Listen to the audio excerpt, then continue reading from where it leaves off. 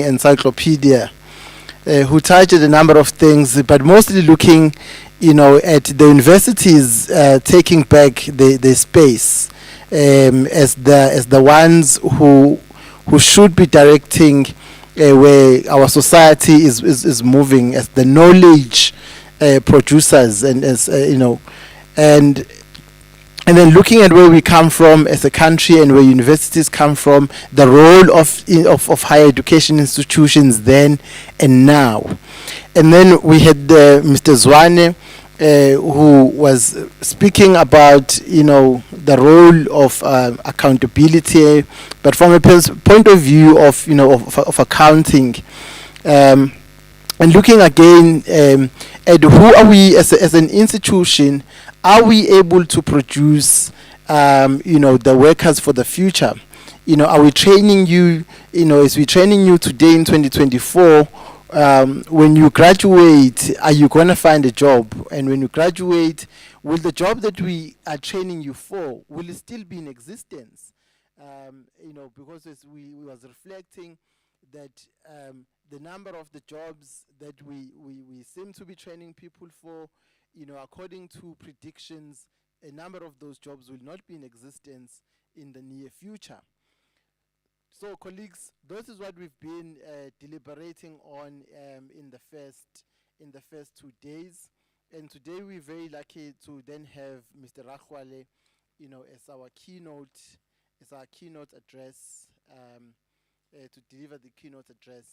And then just looking, colleagues, some of the presentations that we're gonna be hearing from today. When you look at them again, there's a lot that we can look forward to. One of those is a presentation by Professor Litoko on urban and rural divide in South Africa. As a rural, which I don't, we remain as the province of Limpopo. We remain referred as a rural province, and then obviously things like the rural and urban divide affect us directly. And there is another presentation by Matladi and Mukwili, which ties very well with the presentation that was done on the first day by Makurupeje and Kwela, looking at the monitoring and evaluation as a key towards effective road infrastructure development. And these colleagues are in the same department, and I think a collaboration for a bigger study and analysis of the role of monitoring and evaluation would assist. So that's a challenge for them for the presentation in our second Faculty of Management and Law International Conference next year. So they cannot bail out because I've publicly invited them already. So colleagues, those are some of the presentations to look forward to. Again, there's a presentation on enhancement of the curriculum quality to meet labor market demands and make South African graduates more employable. Very important because there's now this new term that South African young people are unemployable. And it becomes then, as a country with such a high unemployment rate, it then makes things even more difficult if we now refer to our young people as unemployable. There was on social some sort of a discomfort when you find even very emerging retailers like Era by DJ Zinhle saying that they struggle to find young people in certain provinces to employ in their shops because our young people are unemployable. Colleagues, define what is it, what do we mean that that people are unemployable, and what, as an institution of higher learning, what are we then doing about that? If we are said to be producing people who are unemployable, what is it that then we are doing? Because we cannot then continue to produce graduates that then when they go out there, they are referred to as unemployable. Is it because they don't have the necessary skill, they don't have the necessary knowledge? So what does it then make us, does it then mean that we are going to cease to exist? Because if you then continue to produce people who are unemployable as higher learning institutions, then your role, it becomes questionable. And we have 26 public institutions that young South Africans, especially us, the black and who come from disadvantaged areas and communities, we depend on the public institutions to train us. So we must then look at those colleagues. So those are some of the interesting discussions that we will be having today, colleagues. And I'm gonna then, without wasting any time, move on to our program. But I must also say that I forgot to introduce myself. There's an assumption that people know who you are. My name is Mngobi Banele Njoko. The reason I'm the program director today, the committee felt that on the last day people are usually their energies are low, so they need a very handsome person, so that at least you find an interest. And also, Prof. Sitate and the committee, I must point out that I'm doing this for free, but I'm usually paid. I'm one of the 200 most influential young people, according to the Mellon Guardian, in South Africa in higher education. So there is a number of reasons why I'm the one program directing on the last day. Thank you, colleagues. Prof. Chabaya, please come and do the opening and welcoming. Professor Chabaya is our director for Center of Academic Excellence. Thank you.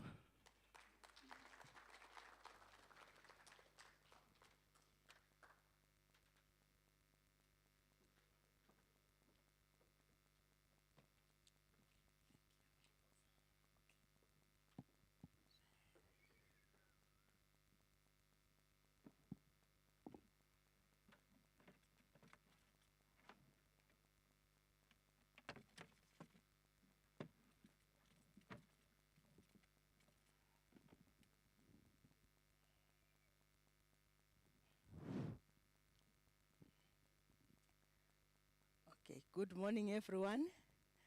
Am I audible? Do you hear me? Okay.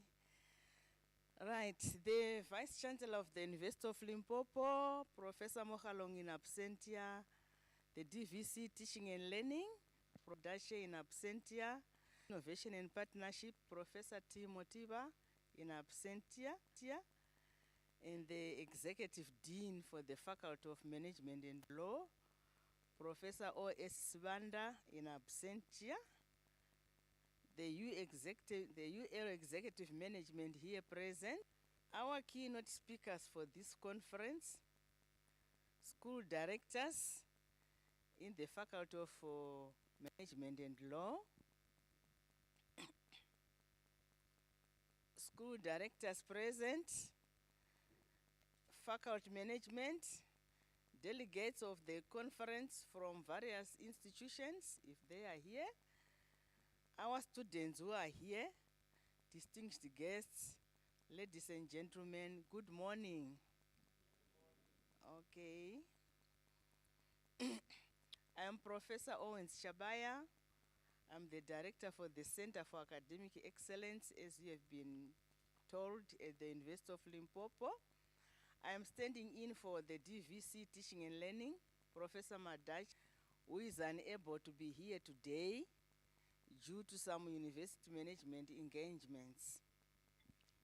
So mine is a simple task, just to greet and welcome you to this conference.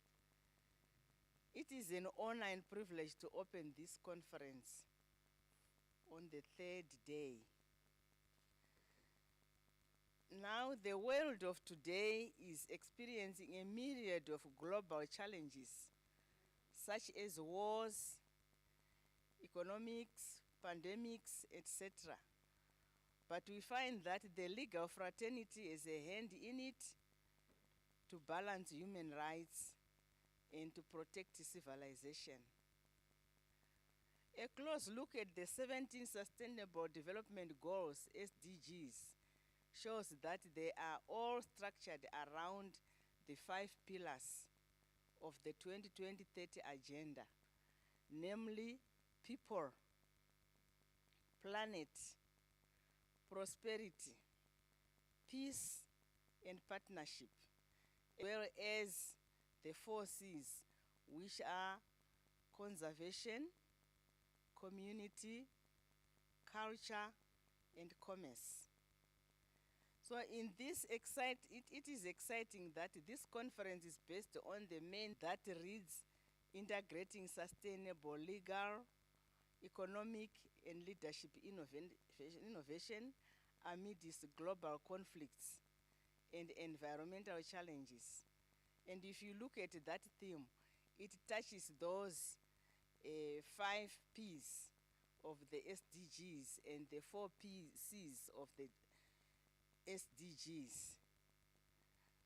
A closer look at these global challenges shows that they are a threat to human social and economic development. And law has a role to address these challenges because it is there to protect and champion human rights, if we like human existence and its civilization. The implication then is that law is a space in endeavors to find solutions. I propose there are legal capacities and strategies which are used in efforts to address these global challenges. Some of the legal capacities often rely upon, among others, are you find that there are there's treaty making and international agreements, global governance and institutional frameworks, environmental laws and sustainability, last but not least, access to justice. However, for these legal capacities and strategies to achieve what they are intended for, they require a leadership that is fair, which does not discriminate one continent against another or one nation against another. For to do so would make other continents or nations to receive a role, and weaker nations will be exploited by stronger nations. For example, some economically advanced nations have a tendency to have a skewed application of solutions in their favor, while the economically weak are deprived of resources. Often key players of these legal capacities are located in the global north. For example, the United Nations, International Court of Justice, ICJ, European Union, and Amnesty International, just to mention a few. All have their headquarters outside Africa. But they say they work to improve Africa. So for me, the implication of this setup is obvious. They tend to look more on the countries where they are situated, where their headquarters are situated. So as I conclude, I challenge the deliberations of this conference to focus on meant to develop leadership which can champion resolutions of global challenges with legal frameworks that promote legitimate legal equity among nations.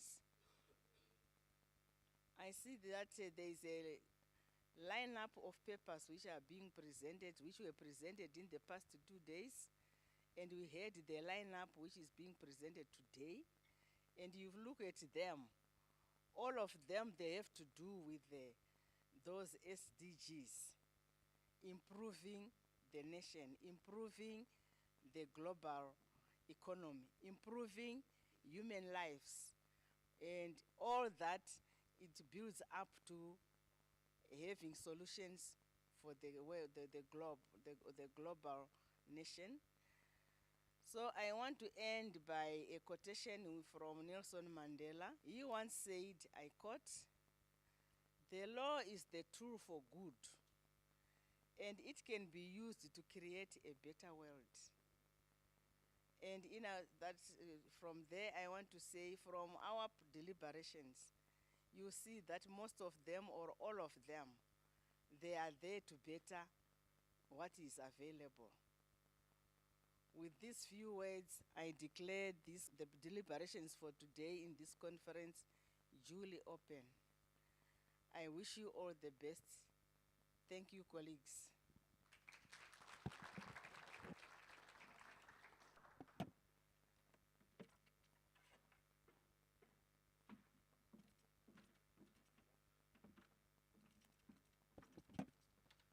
Thank you, Prof. Chabaya. A round of applause for our director colleagues.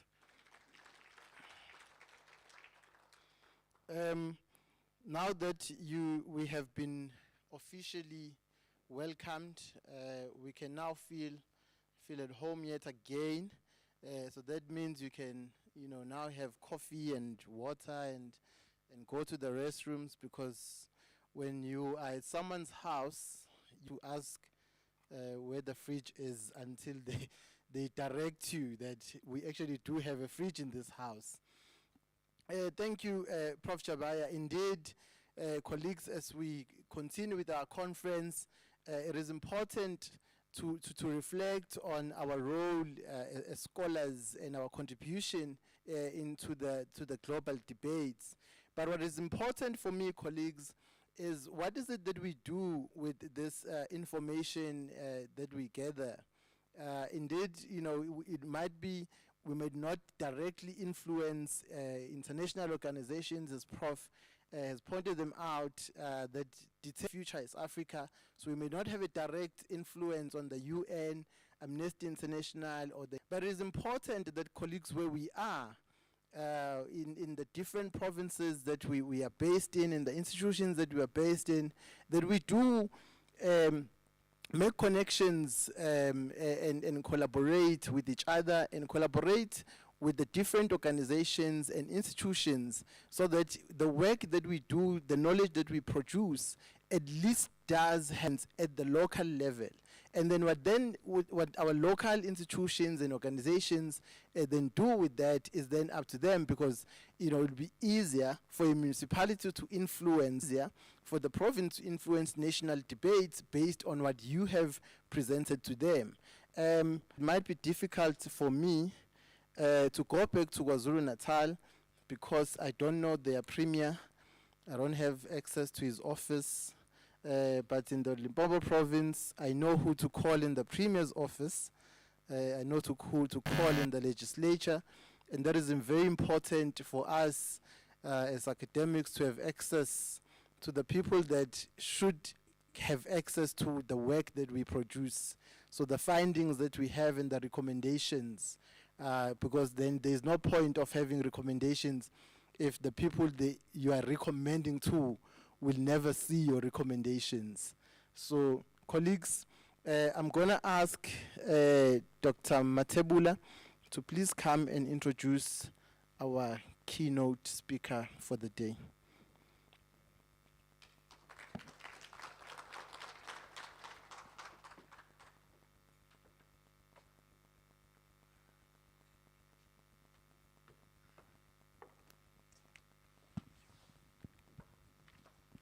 Good morning, colleagues. Thank you, Program Director. Mine is a simpler task to introduce the guest speaker. So the guest speaker this morning is Mr. Philip Rakgwale, who is the President and Chairperson of SAIGA. Mr. Philip Rakgwale is a distinguished professional with credentials as a registered government auditor, certified fraud examiner, certified information systems auditor, and certified internal auditor. He has completed advanced leadership and strategy programs at the University of Cape Town and the University of Pretoria, and is currently pursuing an MBA. Since 2019, Rakgwale has been the president and chairperson of the Council for the Southern Institute of where he leads strategic initiatives and serves as the institute's ambassador. He is also the chairperson of the Council for the Advancement of Black Accountants of the Southern Africa, ABASA, working to promote transformation within the accounting sector. In his professional role, Rakgwale is the Group Chief Audit Executive for the City of Ekurhuleni, overseeing audits and forensic investigations across the city's entities. Additionally, he is the first research associate in accounting, Faculty of Management and Law at the University of Limpopo, where he engages in academic research and publications. Ladies and gentlemen, let us give a round of applause and welcome Mr. Philip Rakgwale.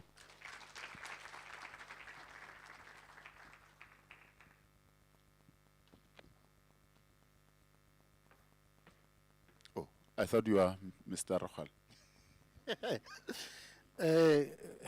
Mr. Rakgwale is going to be presenting or joining us virtually. So if you can just allow our technical team colleagues to get us connected. Thank you.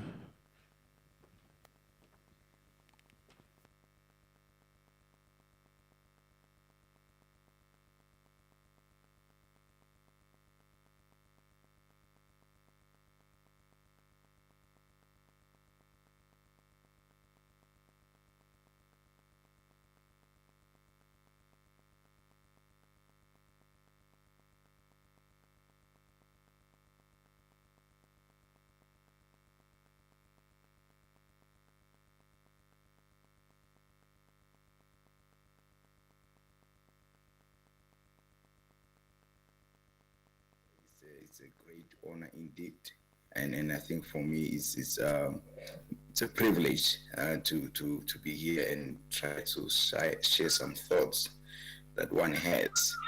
I think we've really, without further ado, I put it on the screen. Hopefully everyone will be able to see. Yes.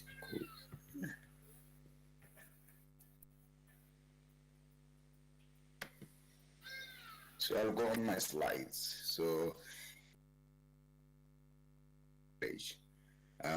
looking at it, I decided to that is very important. That is the next crisis after water, and why sustainability, and looking at the theme for the conference, it tells you that water is the sustainability of life. Without water, we will not be able to survive longer than we will survive load shedding. I'm going to delve into some analysis and findings that was found. A research question will need to be researched further on how then we resolve this issue of water crisis that we have in this country, and obviously that now we're depending on the neighboring countries. So if I just start my presentation, as I said that it's water is life, sanitation is dignity. Water is life, sanitation is dignity, and that goes to the core of what we're doing. All right, so what one looked into is to try and understand the value chain of water that we have. Beginning, you've got a national and a regional and then local, right at the far right. And also you've got your Lesotho Highlands, for example, your Orange Single River Commission as well, where they are assisting us with water because of the lack of water that we have in South Africa. Obviously, those are catchments that we get from outside the country, and obviously that will follow into our different dams that we have, and all the ones that you will basically know. What we call the national cluster, and right there in the middle, then we've got your water boards, which are at the critical, very, very critical in terms of, you see there in terms of the normal that you have the water treatment plants, and you also have the pump stations and also the pipeline to the bigger reservoirs, which those reservoirs obviously will then go to the municipalities out there, which obviously ultimately they will come to an issue that right in that same block, you see that obviously it's the other issue. Obviously, once we view water goes to the pump station and the water treatment works.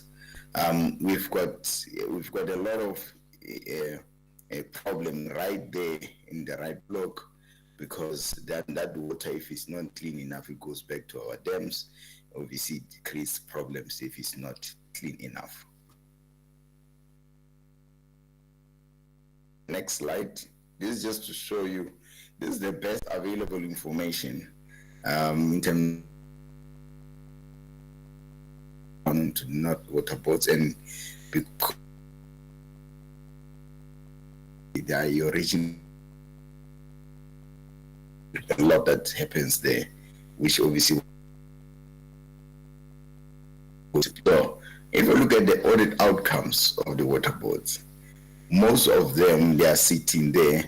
Very, very low of them are sitting as clean.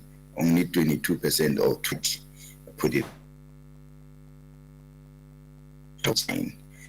Majority of them, they are sitting there in terms of unqualified with findings, and also with issues of also issues of qualified with findings as well. And then so that's the main issues that we have in terms of the audit outcome for the water boards. And then also, if you look at the amount of water losses that we had, is that we had issues of the losses of water that we lose. If you look back, like I said, this is the best available information. Look at a region of 74.6 million water losses that we had. If you convert that to rent, it goes to almost 1 billion, about 794 million of losses of water, which I will obviously touch on. So obviously you've got different water boards there that are listed there, and in terms of that we have. Over to the days when there's no issues of interruption of water by the water boards. You can see that you've got Citibank there, which is the highest, and then you've got the Overberg and also Umgeni and Lepelele. So those are the biggest ones. You can see Randwater is doing very well, but obviously quite recently it's been the opposite. But this just generally in terms of the days of interruption of the water. And then also, I think it also goes back to that's how load shedding started, interruption of. Then if I move over to the service by each water to water, and there needs to be obviously that increase because of our popularity increase. If you look at, for example, the rent water, which is obviously based here in Gauteng, and as well, they have not done any increase. They haven't achieved their target when it comes to increase in access to services of the water. So it's a great concern if one looks at that as well, given that obviously the same. And then also the repairs and maintenance of our assets. You can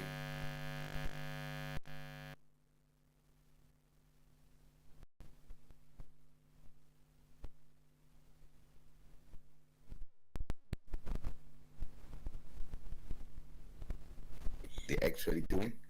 We can see the Overberg is the only one that is kind of trying to reach that target.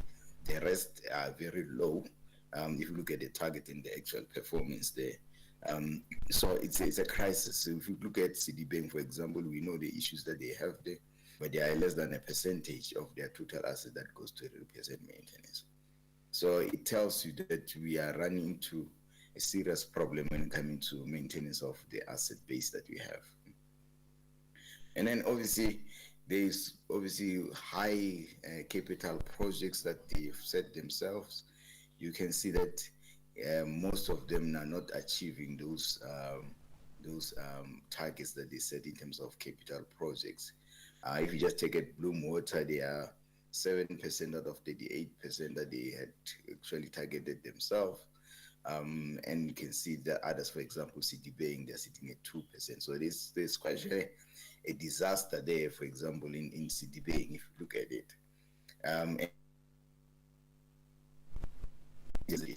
But I will not go into that. And then if I move over to the capital projects overall, you can see also the same issues that we have. Mahali is, for example, Overberg, they don't really have capital, which is obviously a bit of a. Now, if I go quickly to, I've touched on this one talks to the issues of whether they are meeting their targets. I won't talk to Citibank, Mahalizu, and Overberg. Obviously, they didn't set any capital projects for themselves. So, waterboarding their and which is a bit of a issue.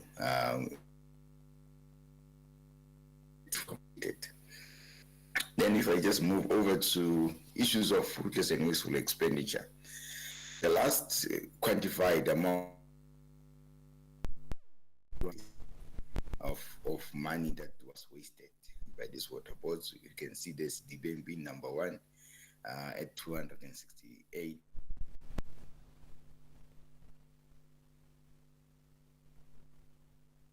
They say there's just a general crisis there at Citibank Water. And then if we move over to just the general financial health, where it's just issues of, when you're looking at the financial health of these water boards, you can see that this obviously Citibank is having a serious issue, and also Matole and Bloom and also Lepelele. Then if I move over to the others, I won't touch on this one. It's just breakdown of the main issues that they are looking at. I'll just go to the next. They take about 535 to collect that, and also Citibank at 1,541 days. So that's more than 4 years to just collect those days. The rest also are not doing that well. But I won't dwell into that. But that's why they've got serious financial issues. And then if you look at the creditors' payment as well, how long they take to pay, Citibank is almost 5 years. So if you do business with them, you might as well forget about the money that you get it within a year or so. Amatol and Lepelele. So there's the issues of just financial management as well. And then I won't touch on this, but in terms of droughts in terms of the dams that we have, generally we're doing fine. We move around 80% or so, but the problem is that water getting to our communities out there. So then if I go to just the quality of the water, blue drop status, you can see it's a comparison between 2014 and 2023. Most of our issues is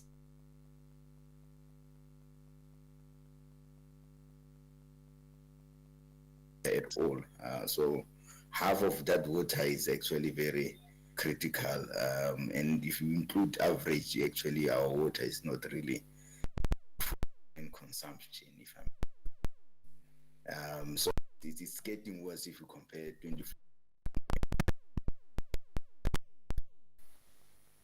So and then if I move over to the issues of just in terms of the microbiological compliance, it goes to emphasize what I was just talking about. You can see there is very unacceptable levels that you find in our water that is being distributed. So then if I go to just showing you the map in terms of blue drop status, critical is the red. So you can see there, for example, the likes of Northern Cape is very worse. Can't even drink the water there according to water and sanitation. So it's a very dangerous zone to try and consume water. So the red is everywhere in that province. So it's very critical situation that we have there. And then if I move to the water that we waste, which is the no drop status, you can see there that we're losing a lot of water across the country. So almost all provinces is red. It's a situation of a serious crisis because of obviously bad infrastructure that is not maintained, and also but there's a lot of water that we lose through the leaks of water that is being lost into. So that water that comes from the dams is actually situation. You can see there in terms of the red that is the whole country, and just a little bit of green there in the Western Cape. So in terms of that, I think, and then the other one issue is the green drop, which is the green drop is the one that we talk to, the money, the water that goes into the storage plants and goes back to our dams. You can see there that it's almost all points that we have. The far end, you can see there is very and this is the west. You can see then I said this is 92. It's raw sewage that it goes back to our dams. If you look at Northern Cape, that's why the water quality is bad. Water quality is bad. Reference, you can see that this is also getting to a point that it becomes very critical. It's still at a very high risk. And then obviously we get the provinces like Free State and Eastern Cape and so forth. But Northern Cape is a so then I think that's my last slide. But the question is that what do we do with all this problem? Research further, because obviously the infrastructure and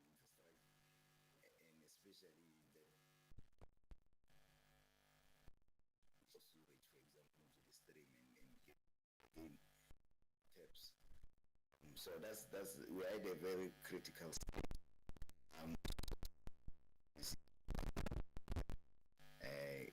We are not sustainable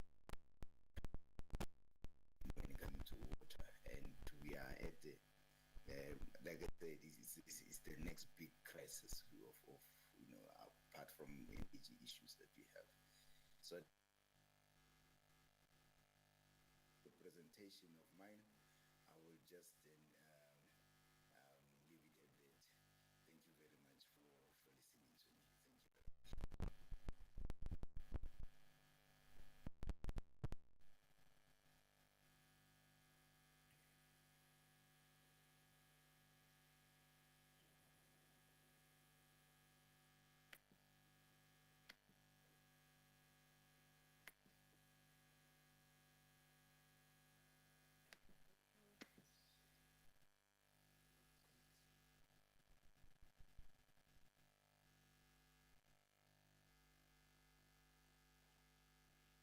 Thank you, Mr. Rakwale.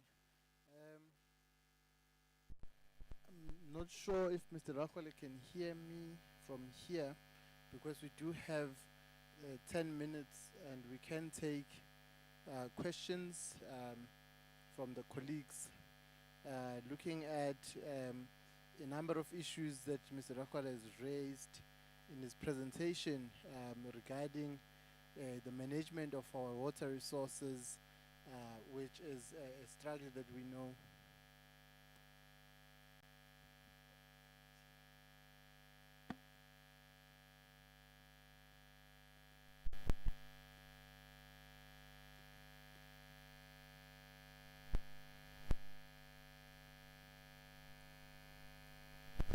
I'm supposed to unmute, but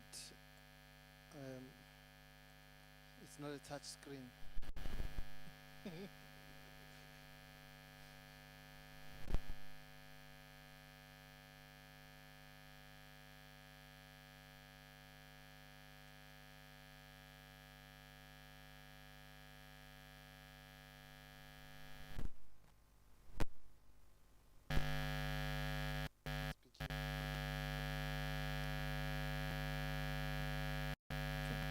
Thank you, Mr. Rakwale, for presentations. So I'm just going to take a few questions from the floor as a way of engagement with your presentation. So colleagues, any questions we can pose to our speaker?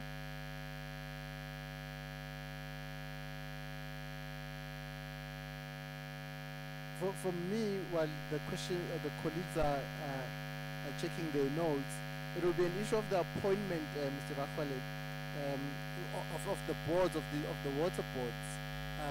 What is our practice when it comes to the appointment of water board? What is the standard and what is the requirement there? Because that might assist.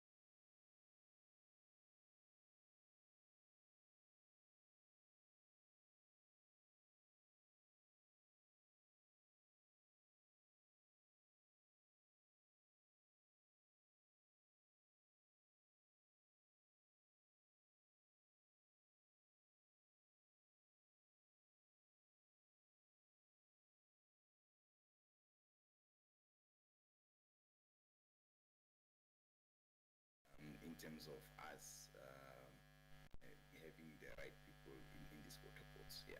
So I think if we can really resolve that, it really do alleviate a lot of problems because you won't see these issues of mismanagement, especially financial infrastructure.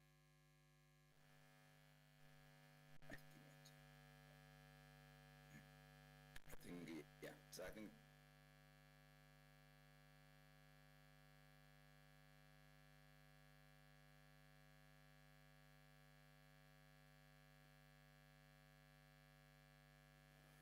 Thank you, Mr. Rakwale. Colleagues, any questions?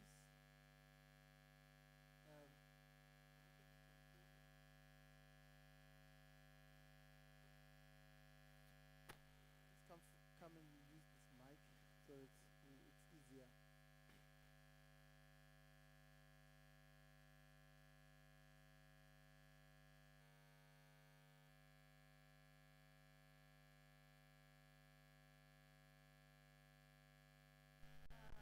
Good day, everyone.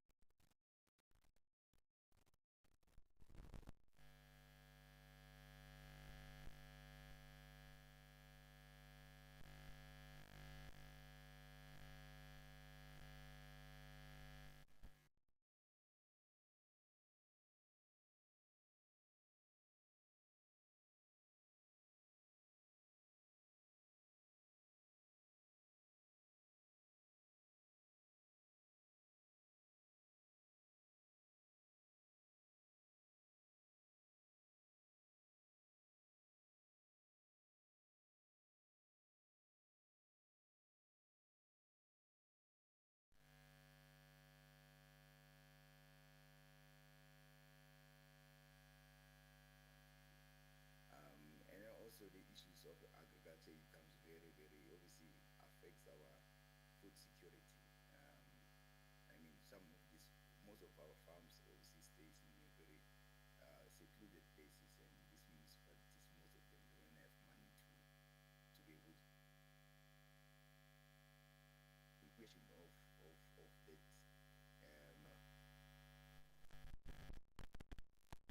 that as well publicized that we have polluted.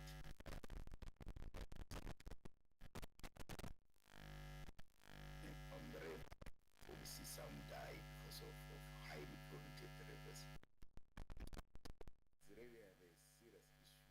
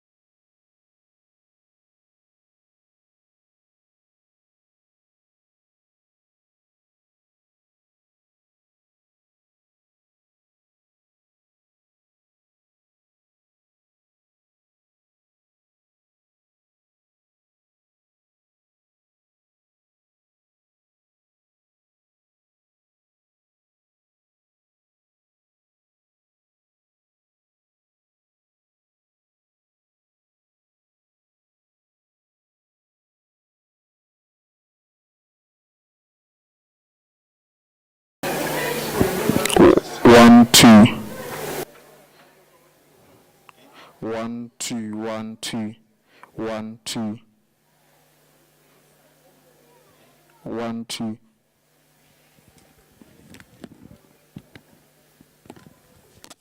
1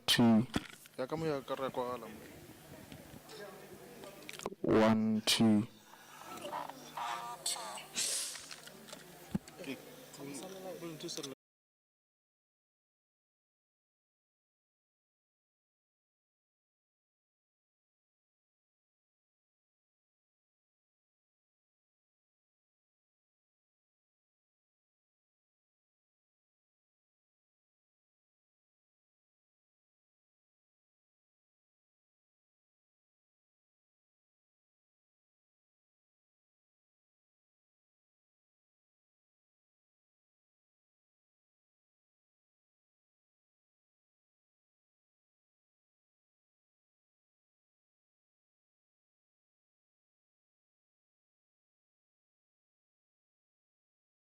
1 2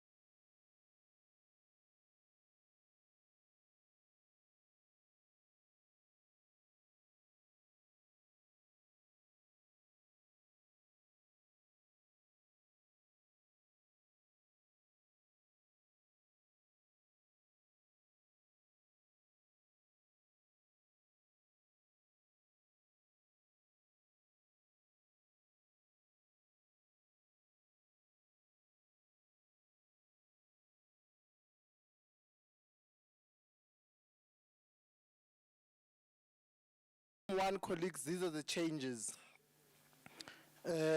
Mahlangu is going to present here at room 1. Rulashe will also present here. Rataba have to go to the chapel. No longer going to present at room 1. You're going to go to room 2. Mnisi, also, please go to room 2. Dr. Tala, please go to room 2. Mabunda, please go to room 2. Lituko, please go to room 2. Humo DM and Dr. Janje, please go to room 2. Makofane and Matsibandila, room 2. Netengwe and Matsibandila, please go to room 2. And then the rest of the presentations then will continue here at room 1. So that is Maineja, Liopeng, Matlasedi, Silimela, Mandlanzi, Miso will then continue here with Mr. Baloyi.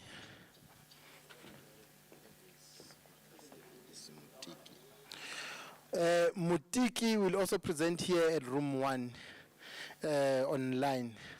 So thank you, colleagues. Session chairs, over to you.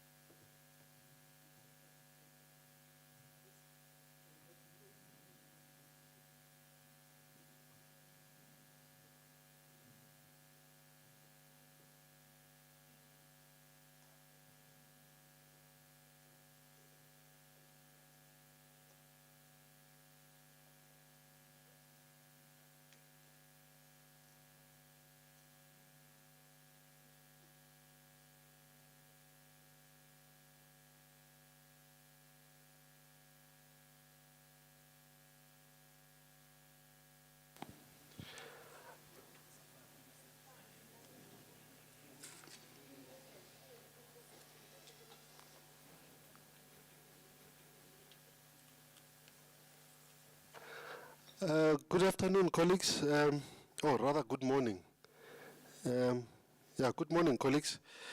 I think we can commence with our session. Mostly the papers that will be presented in this session are online. So we are going to listen to, I think, about 5 or 6 papers online, and then the last 2 will be in person. I just want to see, I think I have Precious Mahlangu.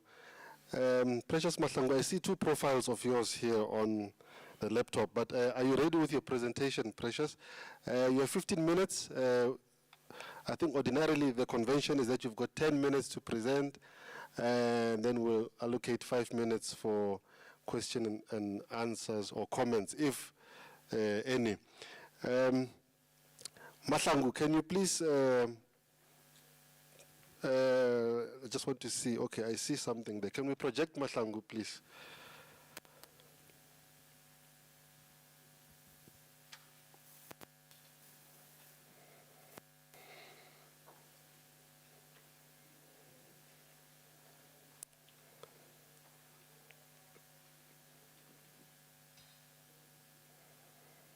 Mahlangu, are you ready?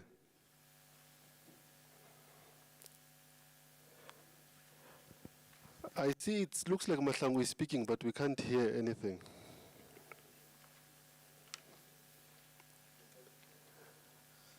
There's no audio coming out. Mahlangu, are you?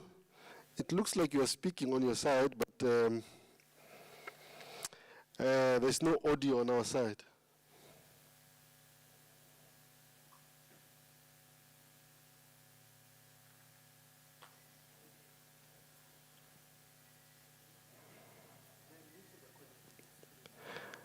Mahlangu, can you please unmute?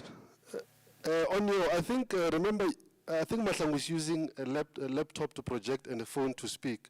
So probably you must unmute on your phone as well, Mahlangu.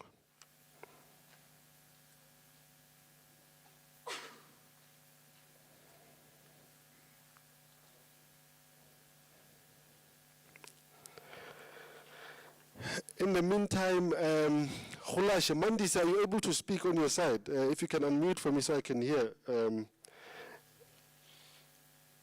Okay.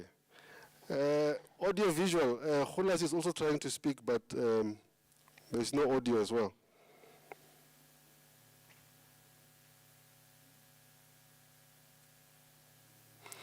Audio.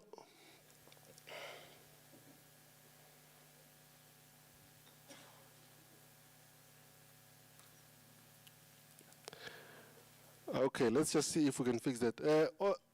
Audio, is the problem on our side or? And That is Khulashe speaking.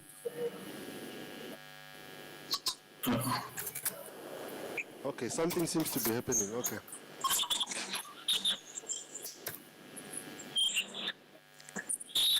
Good morning, ladies and gentlemen. Can you hear me now? Yes, we can hear you. We can hear you. Yes. I think the problem was just from your side because I could hear clearly Miss Matangu. Oh, okay. Yeah, I think the problem might have been from your side. Audio, are you hearing? We are being told that the problem is on our side. So.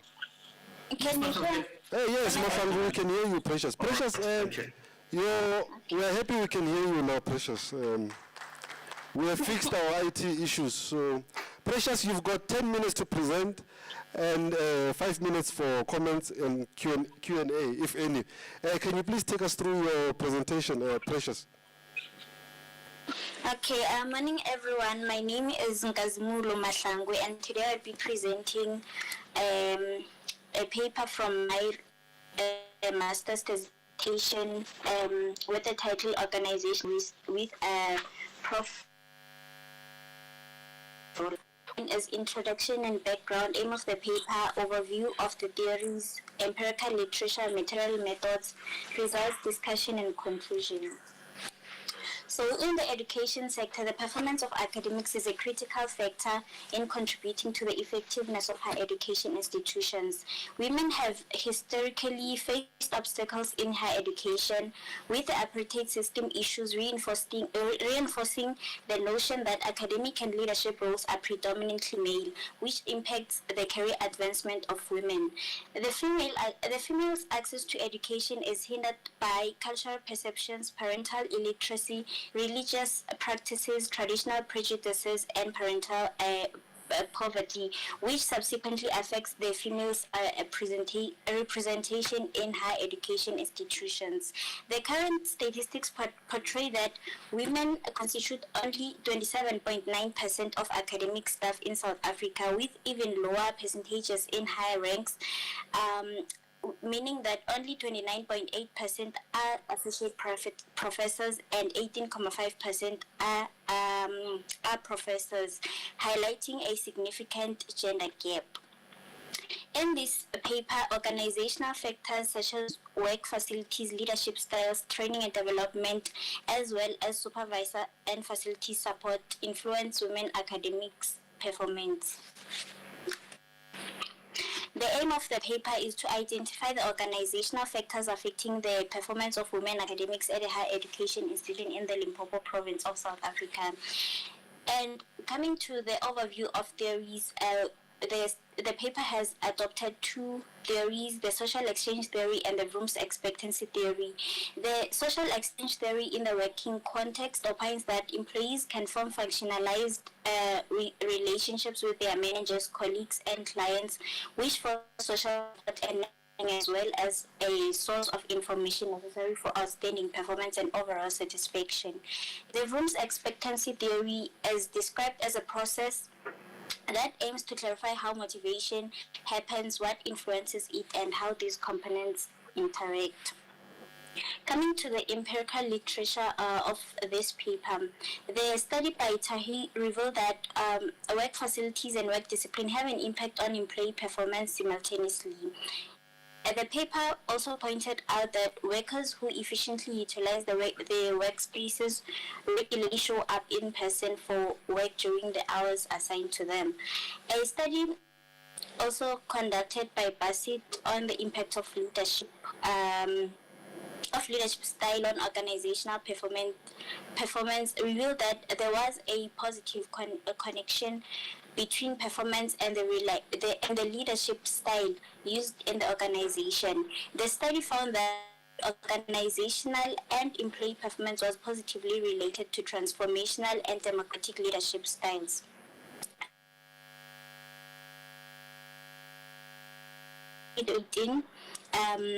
Found that employee performance was influenced by both on-the-job training and education elements simultaneously.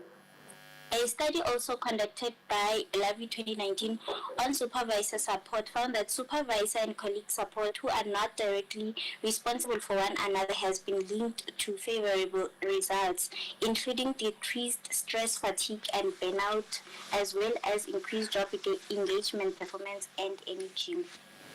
Material and methods of the paper is that the study was conducted at the University of Limpopo. It was exploratory and it adopted a qualitative approach. 15 female academics from the University of Limpopo were conveniently sampled. Semi-structured interviews were conducted using an interview guide. Thematic analysis was also used.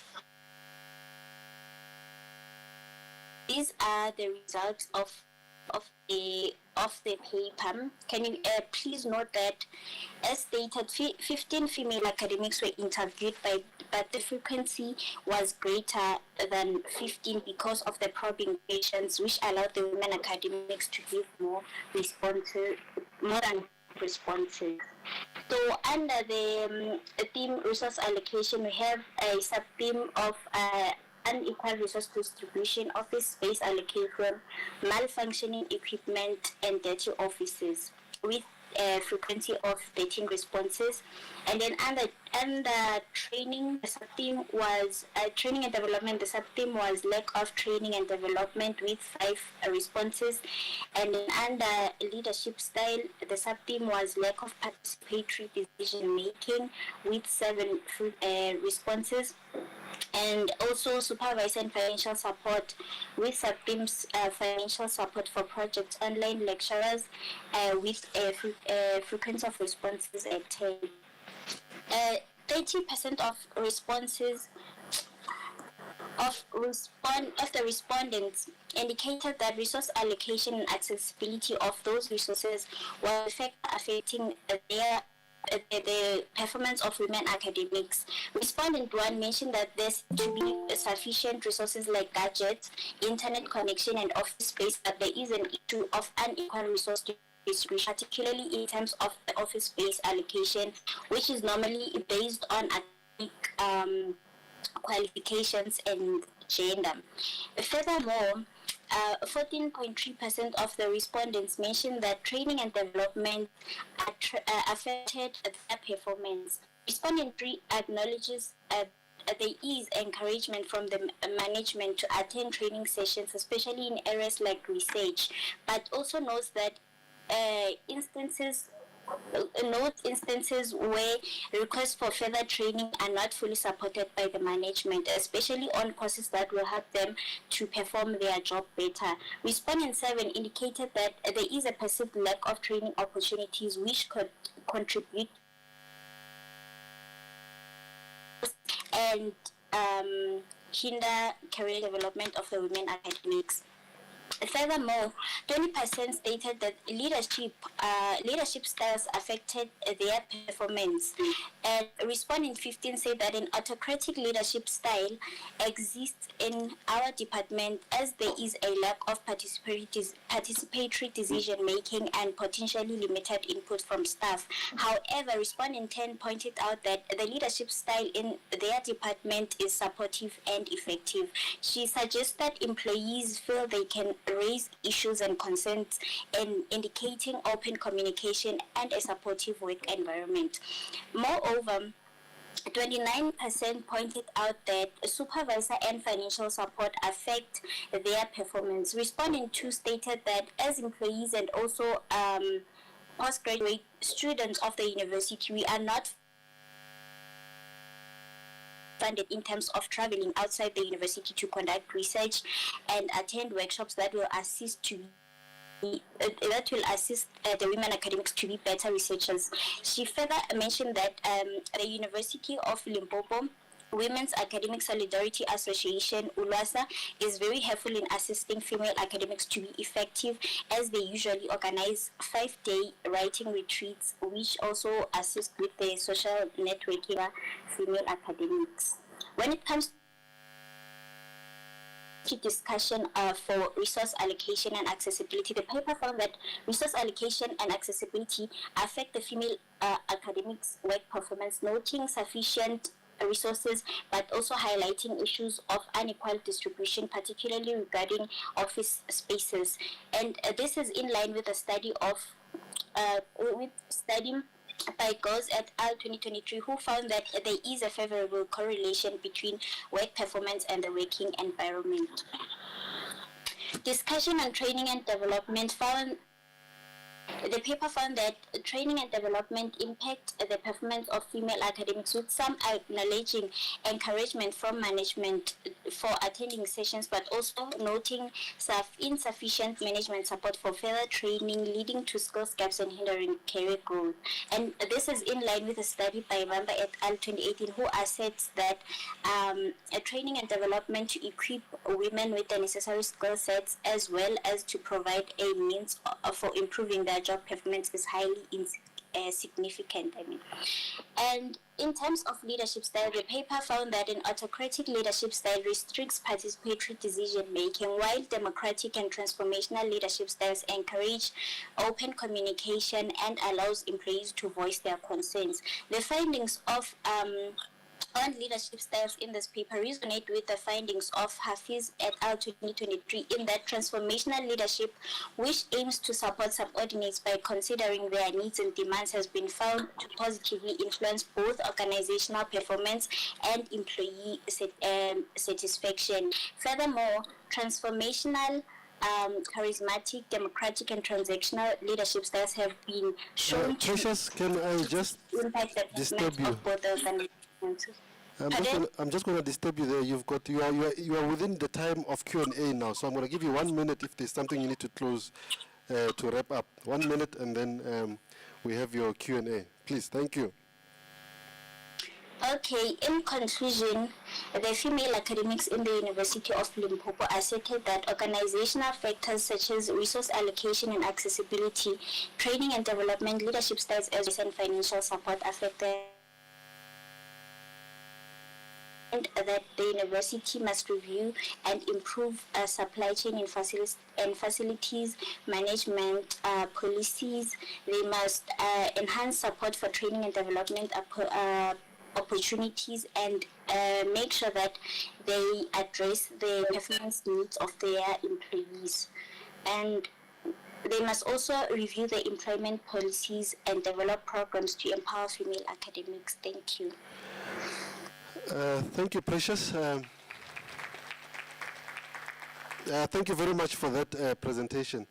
Being at the University of Limpopo, I think it's quite a practical study, particularly for the space of female academics and their performance, as you have found. So I just want to check out, do you have any comments, questions to Precious, either online or in the room? There's one, but Precious, I heard you say that someone mentioned autocratic. In one department, there's a problem of autocratic leadership. I hope we're not able to pinpoint because that might be a problem. Anyway, we've got one question on the floor for you, Precious. You might have to come and ask it here so she can hear you. Will just be one question, and then Monday, so you can prepare, please. Thank you, Precious, for that presentation. My question is on the resource allocation resource allocation, especially with office space, and that is gendered. I'm not sure how does it work. Is there a situation where you get an office because you are male, and what would then be the reason for that? And again, the issue of the opportunities, I think the institution, it doesn't send out calls that are only for men. So how do you then say that there is an issue of resource allocation being gendered? Thank you. Precious, did you get that? You can respond. I'm not sure if I got the question, but in terms of this, according to respondent mentioned that in their department, they usually prioritize men when coming to allocate offices. So that's the response. The response of the respondent. Thank you, Precious. Just on my think that this study could probably have benefited more from quantitative methods in terms of getting more academics, not just the 15. In terms of getting more female academics to participate in that. I'm not sure whether that is one of your recommendations to probably explore a quantitative aspect or maybe doing a survey or questionnaire, unless if particularly you wanted an in-depth understanding of female academics. But I don't think maybe you need to respond, but probably something that you can consider. Thank you for that, Precious, and for responding. That's probably one of an interesting study that you have there. Thank you very much. Ladies and gentlemen, a round of applause for Precious. You don't have to respond to the round of applause, Precious. You can simply mute yourself. Hulasha, are you? She's is Precious fine? Let's see. Oh, Hulasha, are you fine? Yes, sir. Oh, good. We can hear you. Yes, sir. Are they going to project your presentation?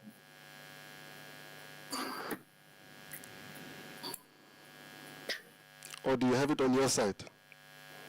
Okay, ladies and gentlemen, is it on? Okay. I'm just trying to... Hulasha, I don't see your presentation. Are you projecting or is the team projecting? I'm trying to get my slides on the... I'm trying to share my slide. Maybe we need a workshop on how to share. It looks like it's a constant theme since yesterday. Sharing is caring, but it doesn't seem to be. It's funny. I've got it on my side, but it's not showing on. Yeah, we can't see anything. All right. We can't even see you. Okay. Oh, something is coming right. up here. I see something on this laptop. On the... Yes, there it is. Okay, good. All right. Okay, ladies and gentlemen, good You have morning. 10 minutes, Khulash. All right. That means that all right. Okay, I'll start by my introduction. Okay, I will just be very brief. The history of the country in the past 30 years, it has shown us that actually unemployment has increased, and my study is on rural development, it's on indigenous development, the complexities of indigenous development. It's all about the rural development in the country.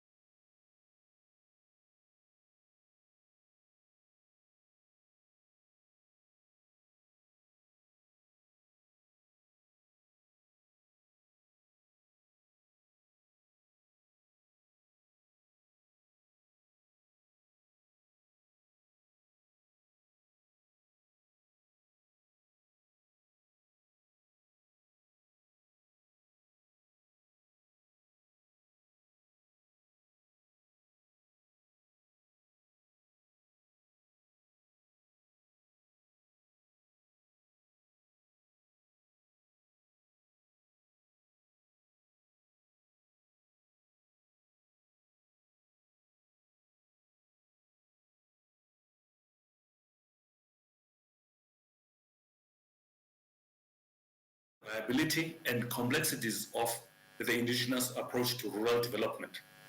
Now, when it comes to defining what rural endogenous development is all about,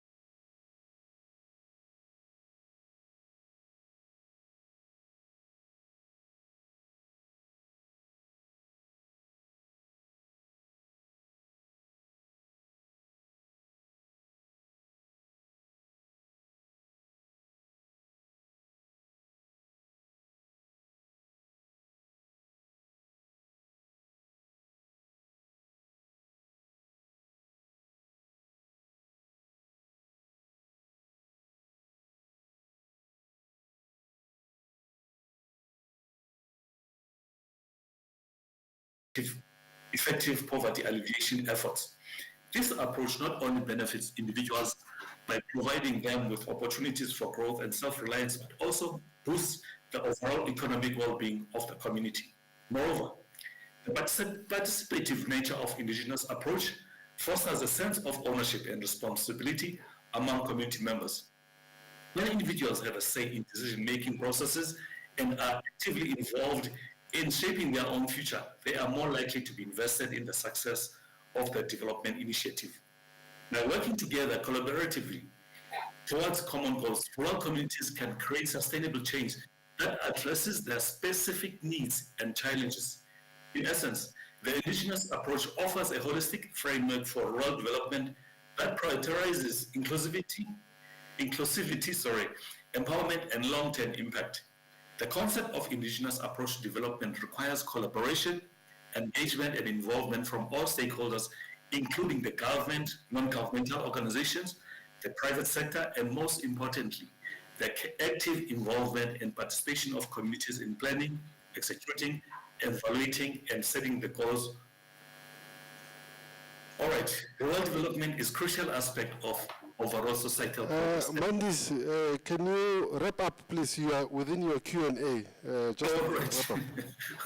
All right, just for 2 minutes. The decline in Not rural 2 minutes, 30 seconds. All right.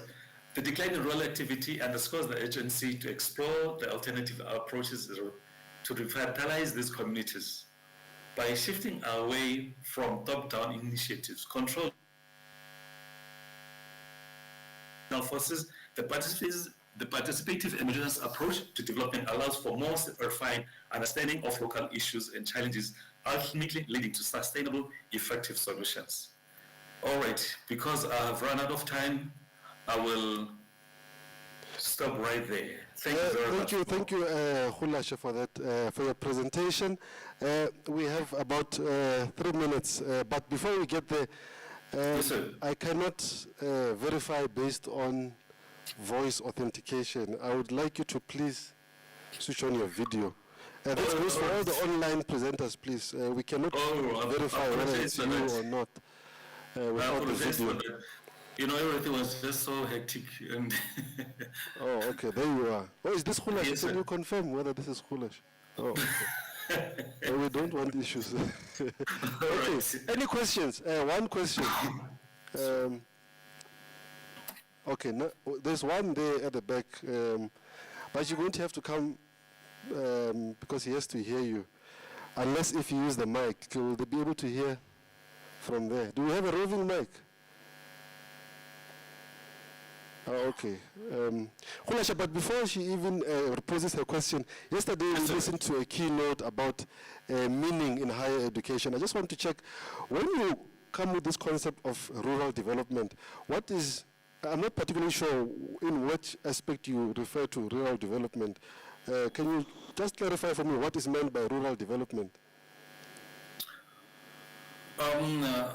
Okay, what I actually mean when it comes to the issue of rural development, I'm looking at, addressing, where I should start is addressing the scourge of poverty and unemployment in the country, and also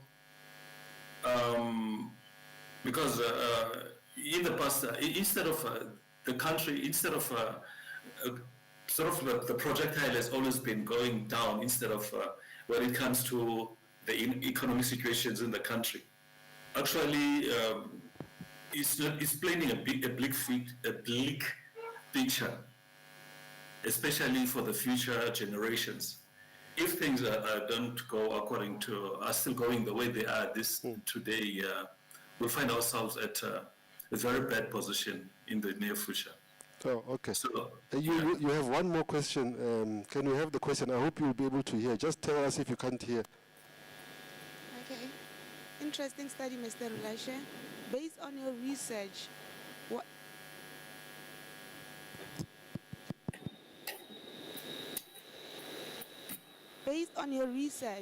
what are the most successful case studies of indigenous development in rural areas?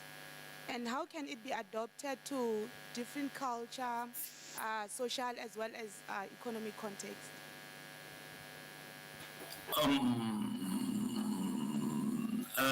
Mr. Ramaphosa, would you please, I couldn't hear the speaker.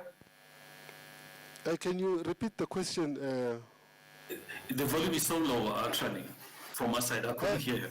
Maybe come, or you want to send him an email? Okay. Yeah, so maybe she will type there. Maybe someone will type. Where is Gillian to type the question? We'll save it for the chat, Khulash, so that we don't eat into the time. All right.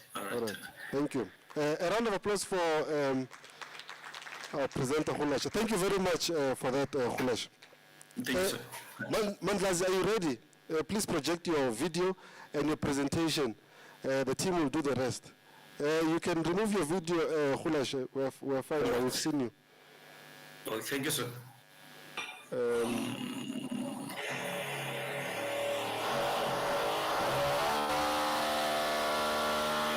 Mandlazi, are you fine? There seems to be issues.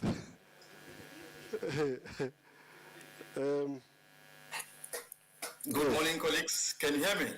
We can hear you. It's fine. You can take us through your, just present, please. Your presentation, and then you may speak.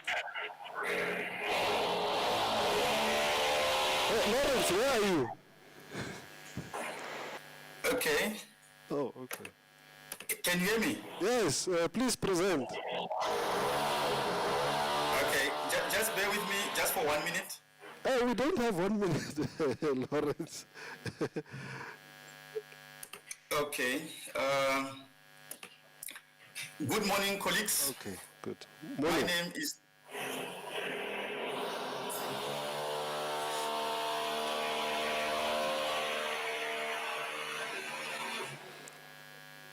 Lawrence, you may proceed. Okay.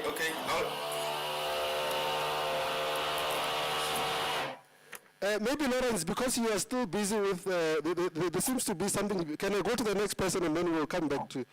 I will present just now.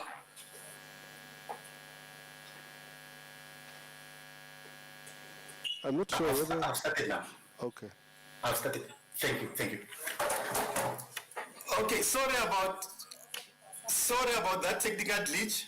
It's not technical. It's Okay, all right. Okay. Morning once again. My name is Dr. Mandlazi, and I work at Nelson Mandela University. Funny and viral contents on brand awareness creation within the South African retail banking online consumers. In terms of my content outline, I will be looking at the following topics in the slides. Okay, in terms of the background, there was a study that was done in 2022 from university students, and the sample size for that study was 200. It was revealed through that the students that participated in the study were actually affiliated to various social media platforms. In addition to that, the study revealed that university students in South Africa, on average, spend 8 hours to 28 minutes in comparative to the 7 hours that are actually spent by university students in Singapore and 6 hours in the USA. There was another study that was done in 2022 which showed that there has been a significant rise amongst the youth in general in South Africa that have opened new banking accounts across the banking retail sector in South Africa. And then going forward, there was a recent study that was done in Africa, and they were actually looking at the following countries: South Africa, Ghana, Kenya, Tanzania, and Egypt. The main aim of the study, they actually wanted to ascertain which country had more laughing emojis, and then they examined about 30 million tweets.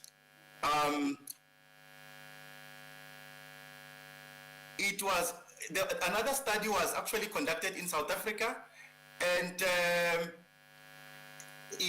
so basically, in terms of the first study, it was revealed that South African in general are actually perceived to be more funny as compared to the other African countries.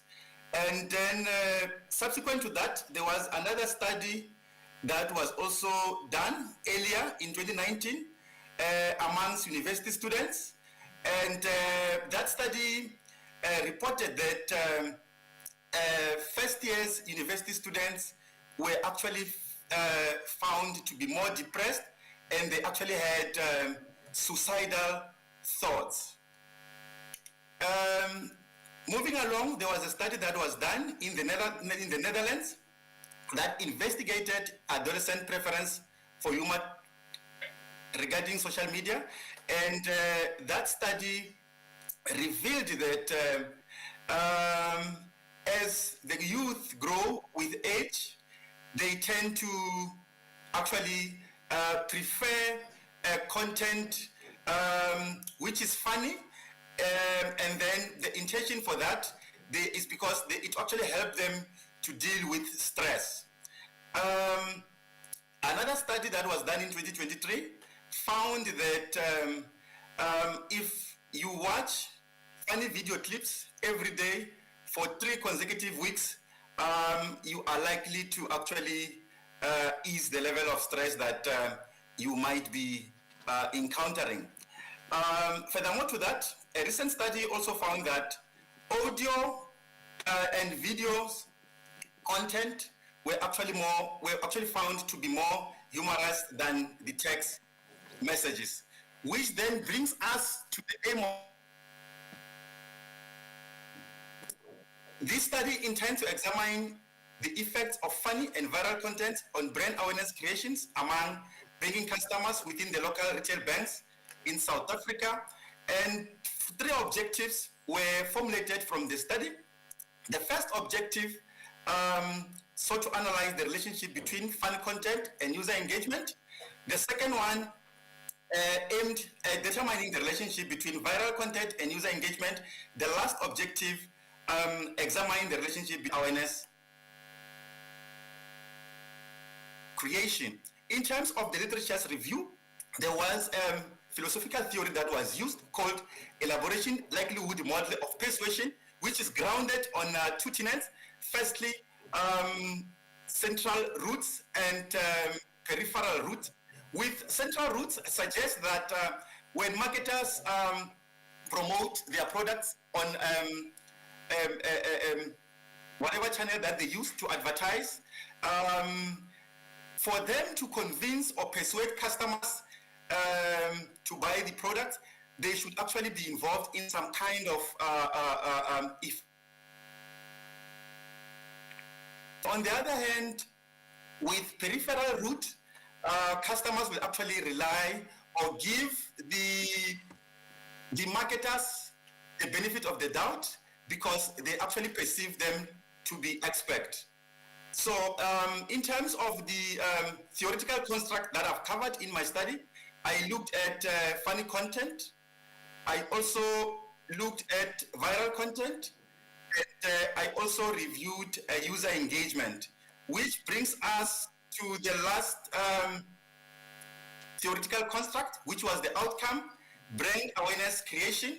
And in the context of my study, brand creation focuses on consumer ability to create content as in opposed to share or like the content on social media. All right, that takes us to the conceptual model and hypothesis. It was actually hypothesized that funny content has positive effects on user engagement. And the second hypothesis suggests that viral content has positive effects on user engagement. The last hypothesis suggests that user engagement has positive effects on content creation. Okay, in terms of the research design, the study followed quantitative data to conduct the study, and the study surveyed 311 respondents who participated in the study. Although initially the total sample size was 400, in terms of the sampling frame, the study collected data from 4 selected malls within the Gauteng province, although initially about 30 malls were actually selected. So the 4 selected malls were screened out of the 30 malls. In terms of target population, the study collected data from Generation Y and X cohort. And in terms of the sampling procedure, the study made use of judgmental and purposive sampling to collect the data.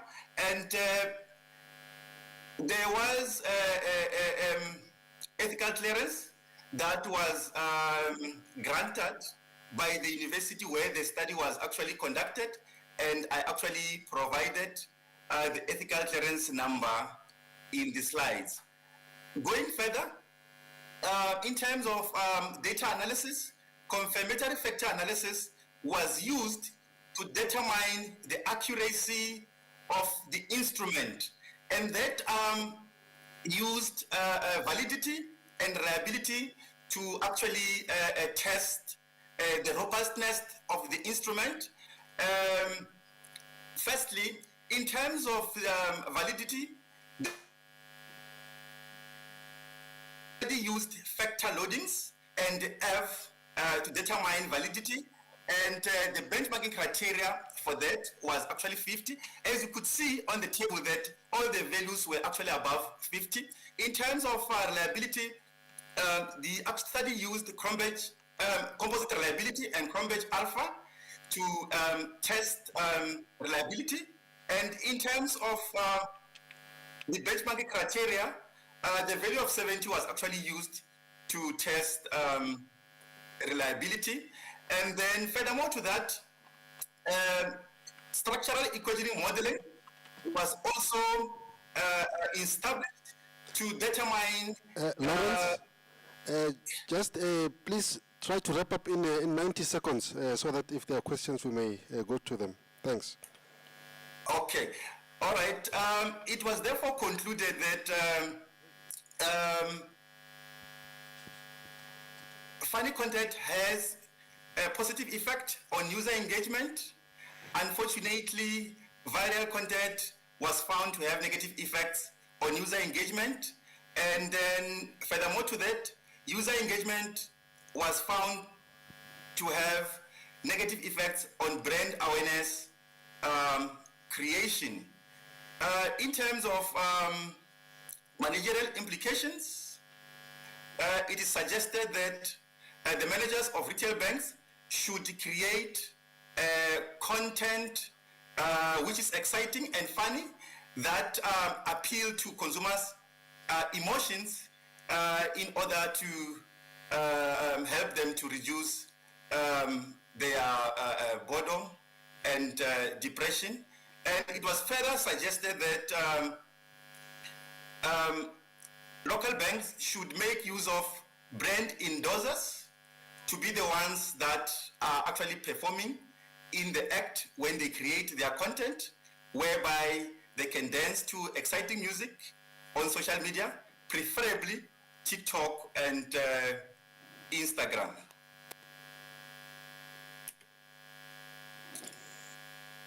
In conclusion, it was also suggested that brand managers of local retail banks should employ creative brand ambassadors who are skillful in engaging their followers in exciting ways in order to stimulate interest amongst the consumers to be the creators of content instead of consumers of content. Thank you.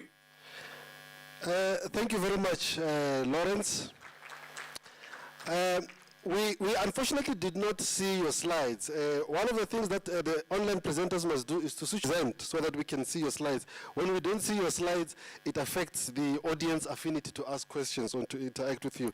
But thank you for that, Lawrence. It's quite interesting. Are there any questions or comments from, I'll allow one. So maybe yes, you're going to come this side. While he's coming, someone is coming to Pounds, Lawrence. But academics are funny anyway. One side we say we must focus on robust discussions, and Lawrence now is saying we must watch social media to reduce stress. He says we must watch funny content. So I'm not sure which one is which one. Lawrence, you've got a question here. Okay. Good morning, Lawrence Gibson from School of Accountancy. Thank you for a very interesting presentation. Just a quick one. You say funny leads to engagement, but the adage is controversy also creates engagement. What is your view on that? Thank you.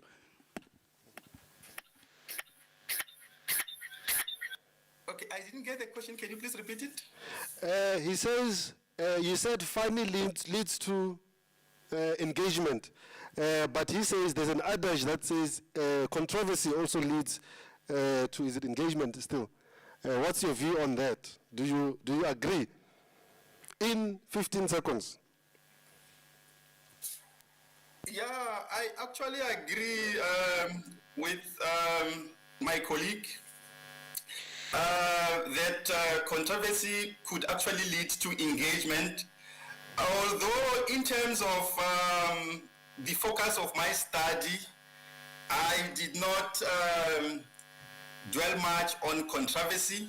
So maybe it's actually a suggestion that one can actually explore for my future studies, but I'm not in the position to commit and say yes or no. But in terms of the parameters of my study, I didn't dwell much on controversy, but it's another factor to consider.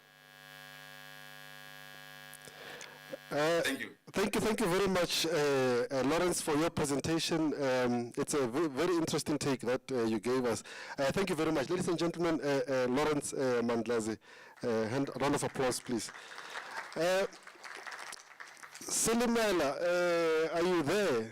I don't see a Silimela here, but I see here it says Charles on screen. You must please project yourself because it says Charles, but you are Silimela. Is that you? Please present and then show your video. We need to see your slides. Okay, thank you so much. Yes. Lawrence is gone. I hope the gardening services are done there. Okay. Silimela, you may proceed, but please present your slides as well. Okay, thank you so much.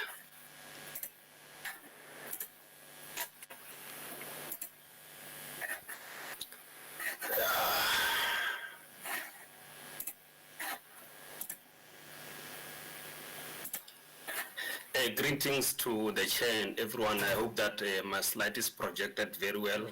We're able to see it.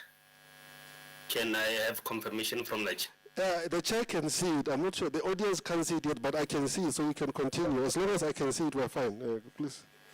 Okay, thank you so much, and thank you for the opportunity and the leadership of the university for giving me this opportunity. My name is Silimela Charles.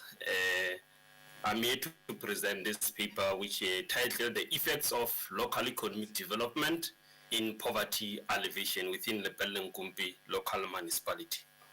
The focus of this paper is to evaluate the effects of local economic development in poverty alleviation using the Lepelle-Nkumpi Municipality, because this paper aims to ensure that the LED initiatives contribute towards poverty and provide local opportunities. So Although much emphasis from the literature, available literature, indicates that LED is an essential approach towards identifying and using local resources and skills to stimulate local economic development growth and community development. This paper aims to highlight that LED has a potential of restructuring the economy to elevate poverty at a local level. Scholars such as Mamba and Van der Walt and Nkuniga and Munzezi persist that LED is generally aimed at building the economic capacity of a specific locality to improve its economic future and also quality of life in turn to reduce the poverty. So LED forms part of the economic and social development mandate given by Section 152 of the Constitution of the Republic of South Africa, Act 108 of 1996 to local authorities. So in Lepelle municipality, they are facing various economic challenges, which include high level of poverty and unemployment, which is reported at 8 to 48% by state SA, and also 15% of the household having no source of income. So although the municipality continuing with the implementation of LED strategy, but high rate of poverty and unemployment still persists. So this study is based on two important theoretical framework, which is development theory and also neoclassical theory. So the supporters of this theory persist that development should progress towards poverty alleviation and promotion of equality, which guarantee human rights for all and employment generation, as indicated by Maela Matloga and Zita. So additionally, this theory emphasizes that development is primarily dependent on economic and social structures and procedure for better standard of living. So this theory is relevant or correlates to the current study since it seeks to enhance the standard of living by addressing poverty and improve economic growth through LED initiatives, as alluded by Mamba and Van der Walt, and also Kenisa. So this study also utilized a neoclassical economic theory. This theory aims to promote the markets within the community and provide platform to ensure that local resources are utilized in efficient manner to attract capital and reduce inequalities for development of the community. So the application of this framework within the Lepelle municipality, they should ensure that due to consideration of poor socio-economic development status, the municipality should intervene through the implementation of LED approaches and strategies by addressing community challenges such as poverty. So again, the literature on this paper indicate some of the literature indicated the role of municipalities in promotion of LED for poverty alleviation. So meaning that municipality has a role to play in promotion of LED in order to reduce poverty. So local government is developmental mandate from the constitution and the white paper or local government encourage municipality to seek to address poverty and unemployment and redistribution of wealth in their local area. So municipalities are expected to draft IDP, which is Integrated Development Plan, which must contain LED strategies that aim to address poverty. Since LED is regarded as a document or a tool which assists municipality in achieving developmental mandate, as indicated by Matebula on the paper written on 2018. So Mashamate as well postulate that municipality can promote LED in their areas in different ways, as they assume that different roles at different times. They may play a more direct role as facilitator in some of LED initiatives than others. When they play this role of facilitator, meaning that the municipality should provide a conducive environment to allow all LED initiatives to facilitate, to have all the stakeholders and the community to participate so that they might participate in their development initiatives. So again, LED can be used as a strategic tool for poverty alleviation in local government. So LED is seen as an important strategic tool to address socio-economic challenges faced by the local government. Mamba and Van der Walt and Koma also concur with that to indicate that if it is correctly implemented, can be used as a tool to alleviate poverty. So municipality has a duty to come up with effective mechanisms that encourage community and business engagement on implementation of LED projects, especially the projects which are meant to reduce poverty. So local government has to initiate LED as a strategy with objective of achieving effective job creation, poverty alleviation, and skills development within their area. So local economic development, it has its own challenges. So here I'm focusing on LED challenges prohibiting poverty alleviation. So in the municipalities, you find that there's lack of capacity. So this is one of the major shortcomings of LED implementation. Since a lack of capacity in as far as women and capital resources within the municipalities, major problem. So Mukwena 2019 argues that lack of capacity means poor policy implementation. And poor policy implementation means poor service delivery, whereby poor service delivery means negative policy impact on local communities, failure of the municipality to follow the prescribed which guide the implementation of LED. So it lead to a negative impact on the communities. So again, another challenge is challenge of aligning LED strategies to address poverty. So Mashiteng indicated that there are concerns that most of the municipalities in South Africa do not have effective LED strategies in place to address the issues of poverty and unemployment inequalities. So Mayor and others concur with Mashiteng that municipalities are able to create consistent economic growth strategy to ensure they make informed decisions in LED processes.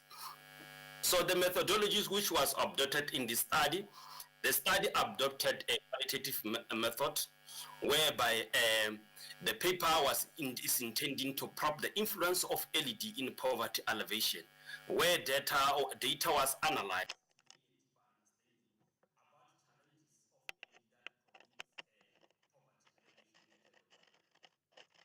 Paper also used additional literature or robust literature and LED strategies and IDB documents and semi-structured interview to explore more on the effects of LED in poverty alleviation. Again, data collection, the study utilized interviews to collect data where the 8 participants were also engaged on this study to make informed analysis. Again, the qualitative thematic analysis method, which involved description, classification of data into themes and sub-themes, and interpretation was applied in this study. So there are key findings on this study. This includes, among others, financial constraints and ineffective community participation on LED processes, double dipping or duplication of funding for LED projects. You find that the municipality play facilitation role by funding a certain project, then you find another Department of Health or Department of Social or any other stakeholder come and fund the very same department due to their lack a database of ensuring how many people have been funded. So you find that one project is funded more than once. So the political interference in allocation of LED projects also is one of the key findings which was found in this study, that most of the projects there is political interference where they interfere if they are interested in certain project to be derived or to be directed to a certain one. Charles, you've got 1 minute, please, to wrap up. Okay. There is also lack of monitoring and evaluation of LED projects. Elimination of political interference in LED projects can only be achieved through effective training of councillors, managers, administrators within the municipality about the importance of LED on a sustainable development for poverty reduction, to gain their support. To make LED projects within the community to be successful, we need a neutral political support. And also the municipality must ensure that there are strong enforcement of monitoring and evaluation system, which can contribute to the success of the LED implementation. In conclusion, it is evident through this paper that LED is a process of improving local economic growth, employment, and poverty alleviation. And it is important that the municipality continue to foster social and economic development of local communities by assuming the developmental mandate from the Constitution. So I thank you, the Chair. I will stop here due to time. Thank you so much. Thank you very much, Charles, for your presentation on LED. Yeah, I'll have maybe another minute for comment or questions. Is there any, Charles, I must mention, we can see that you have slides there, but they are not moving on our side. So if the slides are not moving, some maybe are not able to follow. Are there any questions, comments? There's one question for you, Charles. Oh, two. There are two. I'll take the two questions. Can you need a mic? I hope Charles will be able to hear. Charles, are you ready for the question? Yes, I'm ready for the questions. Okay. Thank you. It's not a question, but a comment. Thank you for the confidence you have in the academics in our faculty. The name dropping there, if your presentation was up for an award, we're going to have to exclude it. But yeah, thank you for that. Thank you.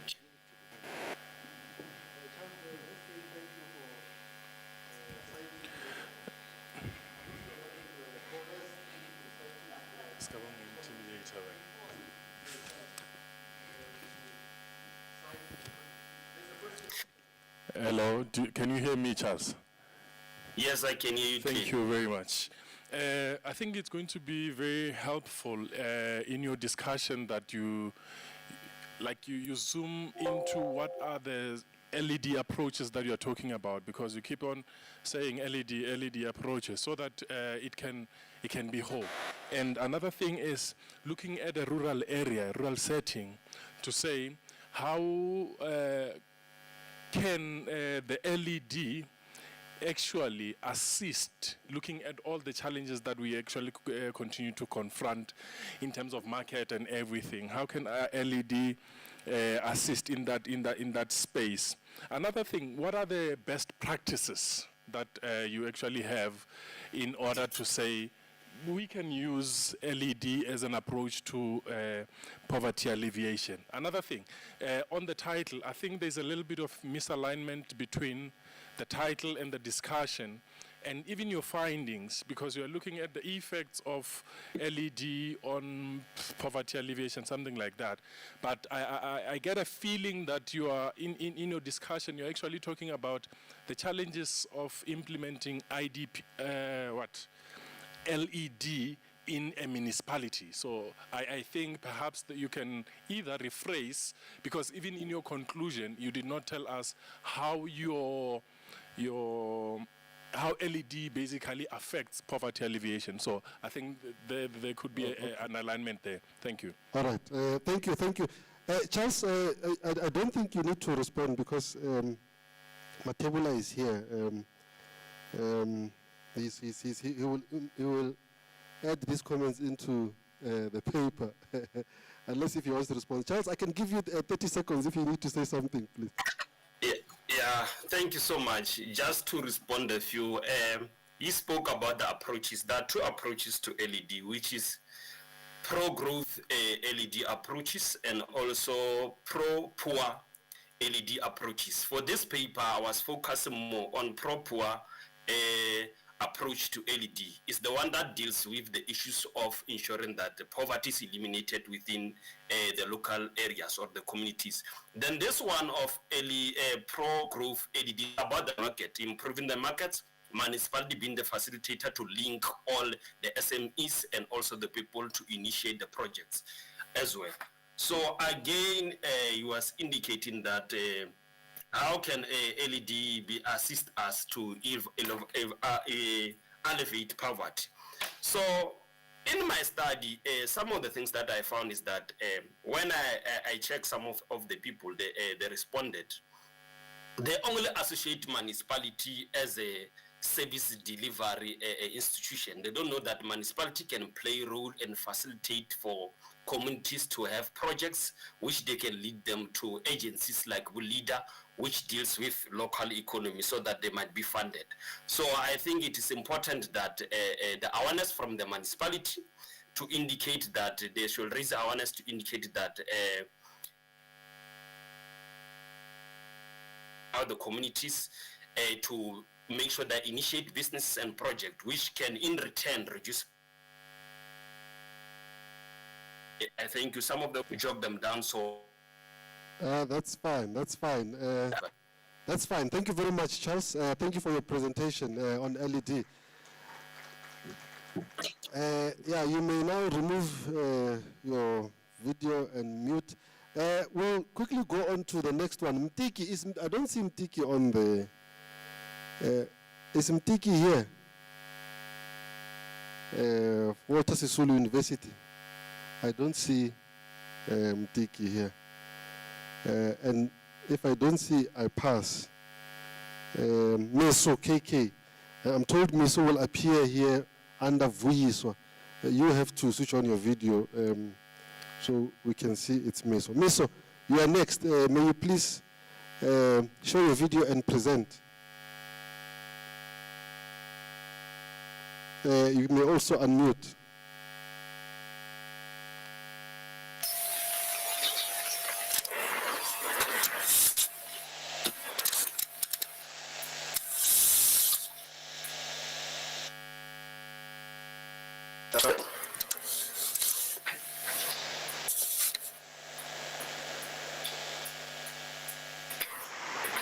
Hi, Meso. Are you speaking? I can see you, but I cannot hear you.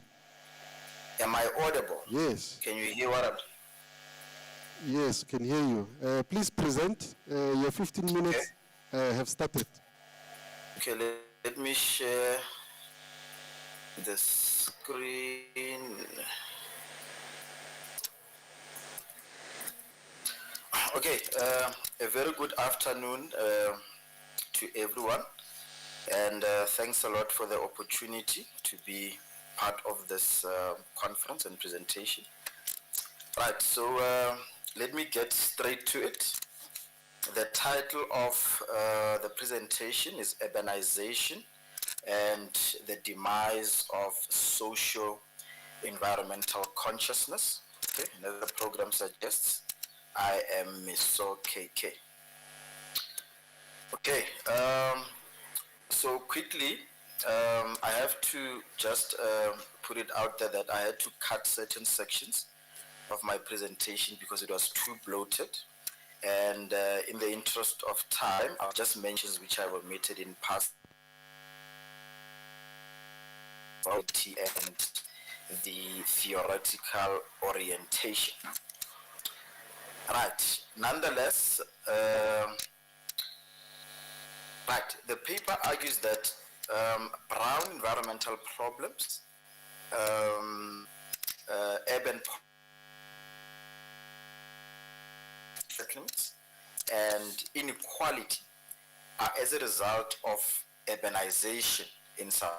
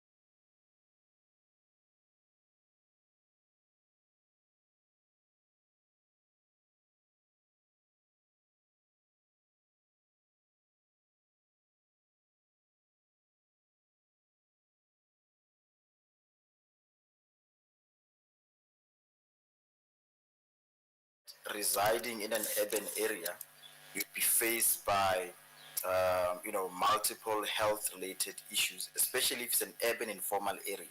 Think of Sandton and Alexandra Township as an example. Now, evidently, there has been negligible attention paid to brown environmental agenda in the global environmental debate.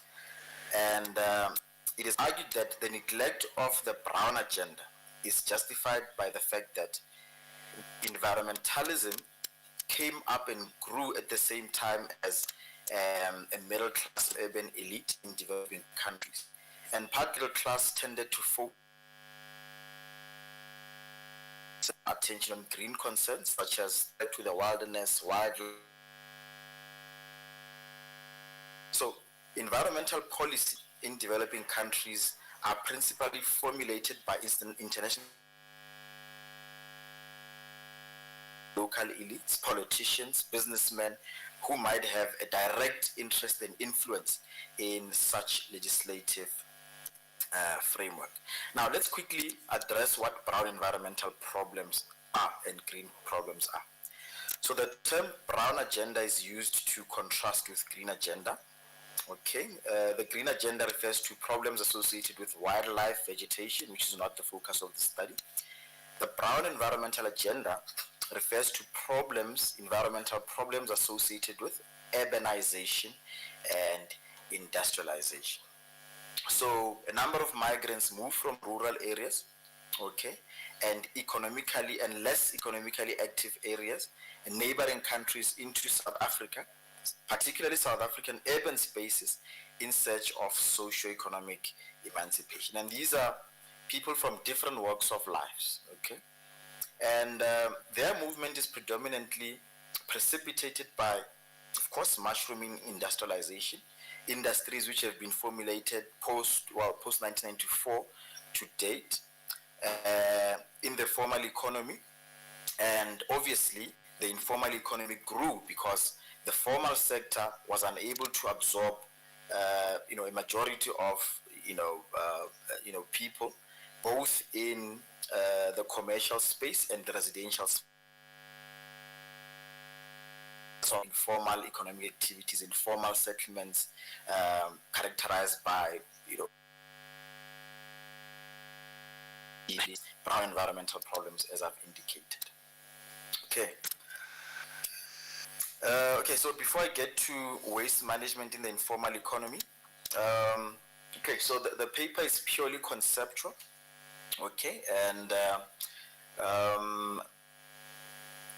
desktop analysis is the business of the day, okay. So I've reviewed secondary sources, peer-reviewed journal articles, okay, and the inclusion and exclusion method. Which articles are peer-reviewed, relevance of the articles, and so on. Okay, so and also the theoretical orientation of the paper have been guided by principles of the critical realism theory, okay, which traces its roots from your Frederick Engels, your Karl Marx. Okay, so the idea is to critique the topic at hand today. Right, so we have various waste management strategies in the informal economy, okay, by the Department of Environmental Affairs, which is published by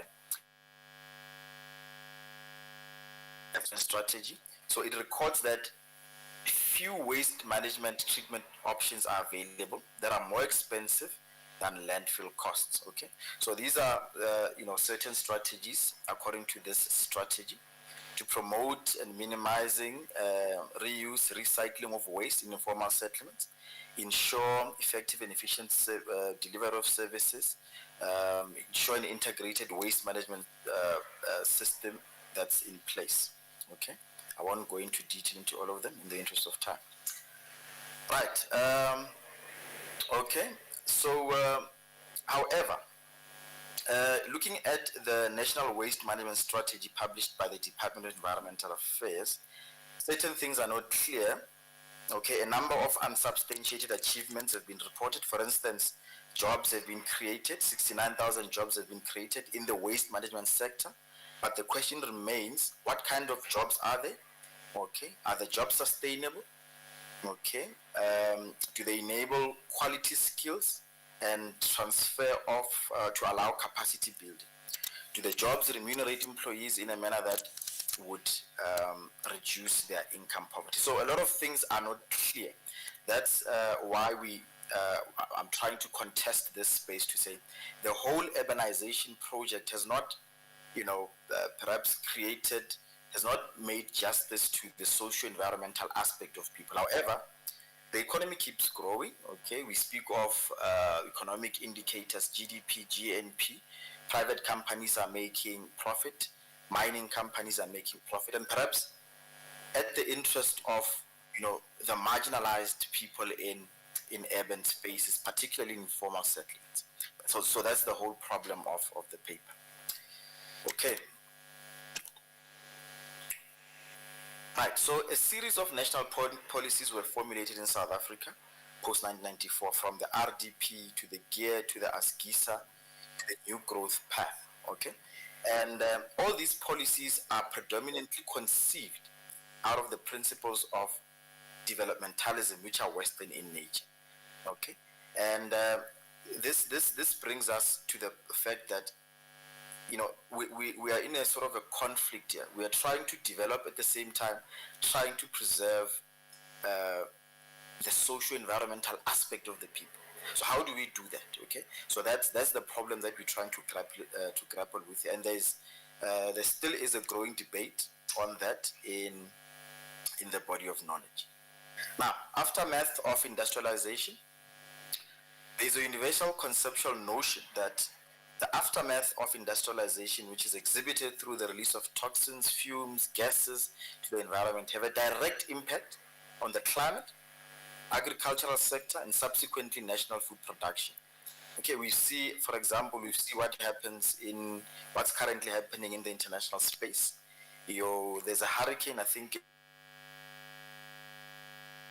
Florida, I forgot the name of the hurricane. That's climate change, okay? KZN has also been infamous for certain climate change, floods, so on and so forth, okay? And this is a result of the interaction of the developmentalist agenda, okay, characterized through urbanization, through industrialization.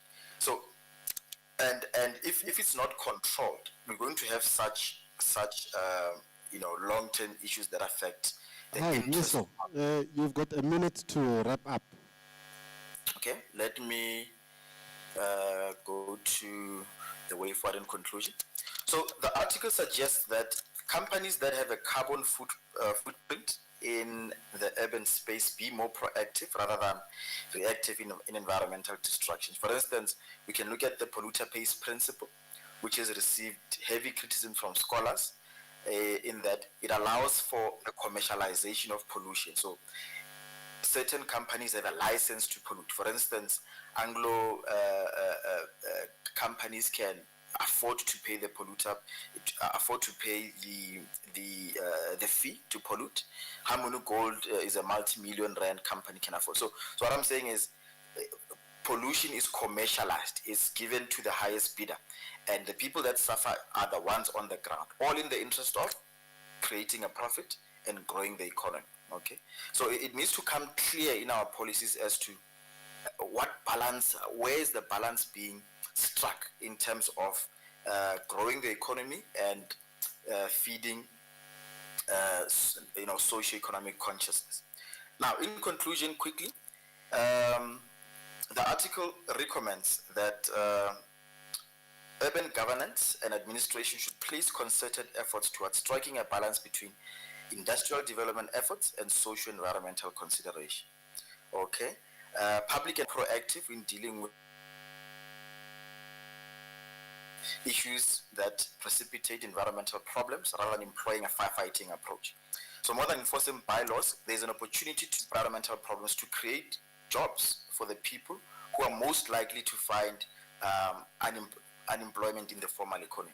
So the example of illegal miners dying in the old mine dumps demonstrate the productive potential that remains, which scores of poor unemployed youthful men their lives. So profitability of mine dumps can be recognized through the informal market that are used to sell their diamonds and golds, the Zama Zama market. So the same logic can be exploited for the brown problems in the cities such as interventions would require appropriate institutions of governance, private sector, civil society, so on and so forth. So, in conclusion, that's where I stopped. The paper was quite bloated, so I just had to present sections there and there, but I think it does it. Thank you very much, Chairperson. Let me stop here.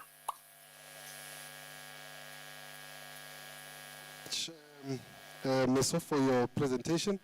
I had given you a minute to wrap up. You took 3, so I'm not going to allow if there is a comment, I'll take it, or a question.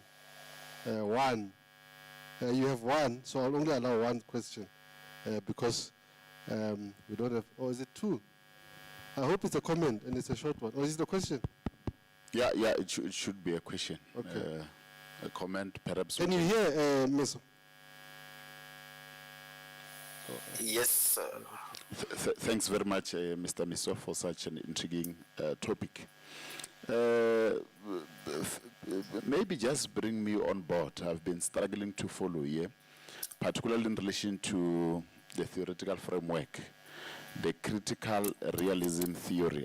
How do you tie it to the study that deals on urbanism and the demise of socio-environmental consciousness? Even if it can be brief, I would appreciate that. But other issues that I have, I can raise them later. Thank you, Chair. Okay, thanks. Before you respond, can I just take the last question? Okay. Thank you. So you touched on the polluter pay. I think maybe you must be a little louder so we can hear you. Yeah, Mr. Miso, you touched on the polluter pay principle, which is enshrined in Section 28 of NEMA. Which commendable strategy would you put in place to circumvent the narrative of the commercialization of the polluter, that is actually escalated by the polluter pay principle? Thanks, colleagues. Miso, I hope you heard that you can answer or comment or refrain from answering if you want. I think a convenient decision would be to refrain, but let me just say a word or two. Okay. Okay. So the last question, I might have missed the last part of it. So maybe the speaker might want to rephrase themselves. Okay, and then maybe answering the first question. In critiquing this topic using the critical theory as my guidance to sort of look at the sort of the hidden power relations in societal structures, in governance structures, I think it's sort of appropriate, okay, in that.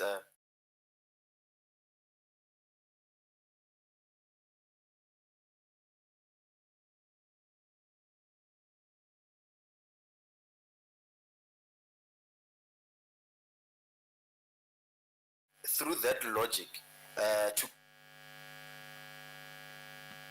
critique as my lens, I think it's justifiable in that, in as much as it can be, you can argue to say, well, it's subjective, okay?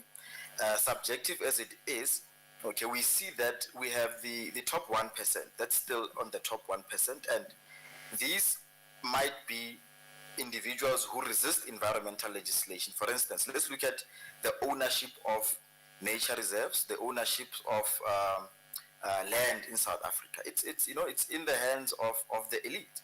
So what better way than to use a critical theory to demonstrate the hidden power relations, to demonstrate the hidden injustices that transpire in our society. Okay, perhaps maybe if there is one way I might want to add in looking at it, I'd be more than happy from the floor. Okay, maybe the second question, Chairperson, I totally missed it. Yeah, it's fine. You don't have to respond to that one. It's okay. You've responded to the critical theory. We're fine. So, apologies for Miso not responding to your question. He didn't hear it, although you spoke loudly.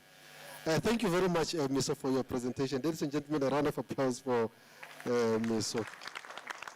Then we have the last two, which are in person, which will be here in this. Is Liopeng?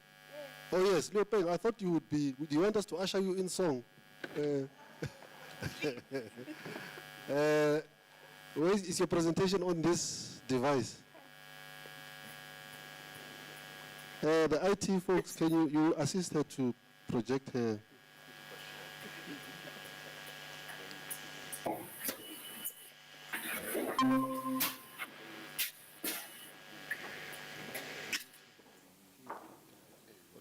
But will the online guys hear her?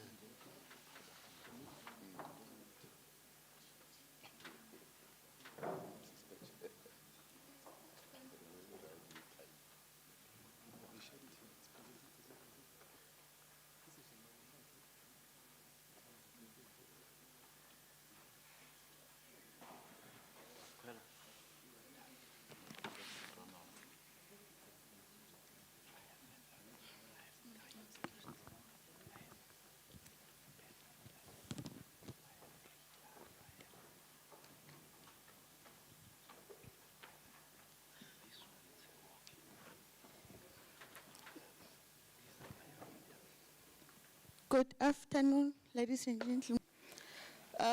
My name is KG Lopeng from the University of Limpopo. Today I'll be presenting a paper on service charges and implications on service delivery at the Elias Motsoaledi local municipality.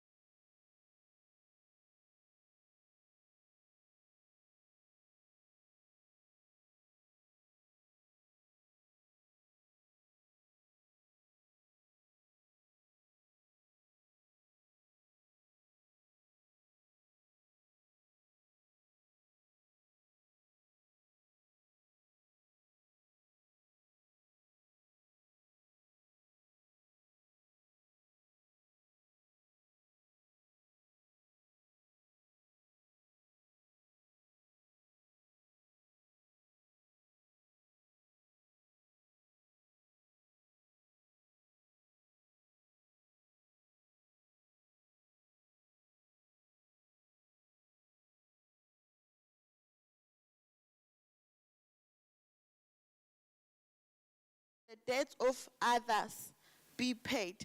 This can be supported by the recent report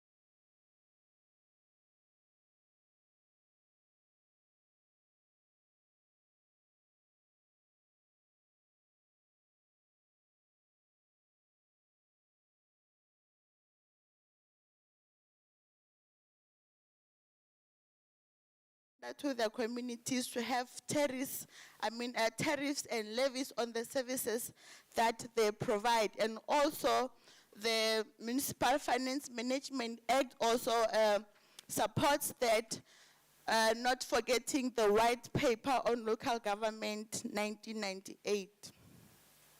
This paper followed both qualitative and quantitative method. A mixed method is being commended for its ability to produce more complete analysis and for complementing each other. A qualitative research design was done through the purposive administration of questionnaires to the community members from the very few selected communities within local municipality. Colleagues, bear in mind that Elias Motsoaledi local municipality is a rural municipality, so it's only about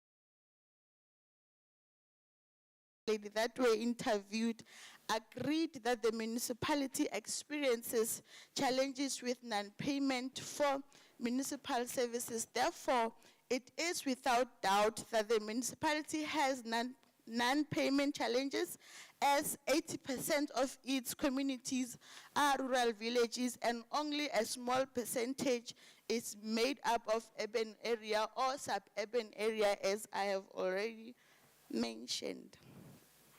It can be therefore deduced from these responses that Elias Motsoaledi local municipality, just like any other rural-based municipality in South Africa, fails to collect charges for the services they render to the communities. This consequently means that service delivery is unstable in the municipalities. The second objective was also to analyze the effects of non-payment on service delivery. Colleagues, for a municipality to be able to render services effectively and sustainably, it needs a consistent and reliable revenue collection. This is supported by Manyaka 2014, where he stated that the financial viability is also determined. It's determined by the ability of the municipality to collect revenue through the services which it renders. Unfortunately, the South African democracy is 30 years old, yet millions of citizens continue to protest for service delivery. Let me quickly rush to recommendations. In conclusion, Erasmus local municipality is undeniably experiencing problems with households failing to pay for municipal services such as water and sanitation, refuse removal, and electricity. The failure of payment is due to numerous reasons, including poverty, unemployment, and unwillingness to pay for services. It is only minority group from Mutatema and Groblersdal that acknowledge that they do pay for municipal services. Another contributing factor for the non-payment of services is the fact that the majority of the population rated the services as not satisfactory, and the fact that they have lost trust in the municipality. Okay, then recommendation. Non-payment of municipal services continues to threaten the sustainability of local government sphere in South Africa. On the basis of this paper recommends the following. When the services rendered are not of good quality, not having a decent quality standard, the citizens see no reason to pay for such services. We all know that value for money. For every service that we get, we'll have to see the value in that. And also, there's a need for a concrete financial management and good governance which assures a municipality financial viability, and also to note that it's important that municipal stakeholders must have a sound basic knowledge of the local government legislatives and regulation. This will also assist the municipality, and it will also maintain good financial control, and it will not be easy to mismanage fund as the internal controls will be intact. It's just that I've run out of time. There were a few points that I wanted to highlight from Auditor General's reports 2022 of 2023 for local government, or we can discuss that over lunch. No, it's fine. Yes, Leopeng, the Auditor General report, we'll download it and read it. So, but anyway, is there one question? There's one question here. Is there the roving mic? Oh, there's. Okay, I'm going to allow only two, unless if it's a comment. The director of the school will not be given an opportunity to ask a question. We'll take the first question, please. Yeah, mine is. Yes, yeah, we can. Yeah, mine is guidance to the researcher that, given the statement of the problem that she's trying to address, it is advised that she engages with the tax administration diagnostic tool of the International Monetary Fund, which will enable her come up with far more recommendation. There's a subnational level tax diagnostic administration tool that will enable you come up with far more recommendations beyond what you wanted to allude to from the Auditor General. Thank you. Thank you, sir. I will have the last question there. That was, I think, a contribution, right? No need for a response from the Elias Mutwaledi presentation. We have one more question there. Thank you for your research. I think it's good because it really contributes to sustainability. My question is, has your study looked at various ways in which municipalities can collect revenue from communities?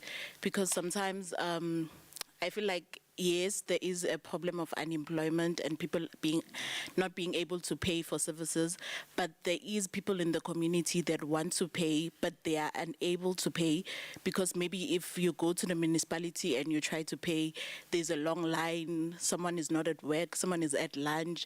So because of those challenges, people become reluctant to even go and try and pay for those services. So, and also, have you looked at maybe other... It was one question. Okay. Thank you. Thank you. Like I indicated that only about 20 or 30% of the municipality was eligible for paying for services, be it in Mutetema, Rosenegal, and Groblersdal. The rest of the villages do not have proper channels for water and sanitation, so there is no any other way in the municipality can rate them. And also with the challenge of water scarcity in the communities, so there is no any other way. And the fact that in most rural areas, we buy electricity through ESCOM, unlike in Groblersdal, where they are billed through the municipal tariffs and levies. Thank you. Oh, thank you very much, Liopeng. Matebule, you wanted to say something? Oh, okay. You can add while my nature is coming to... who is it?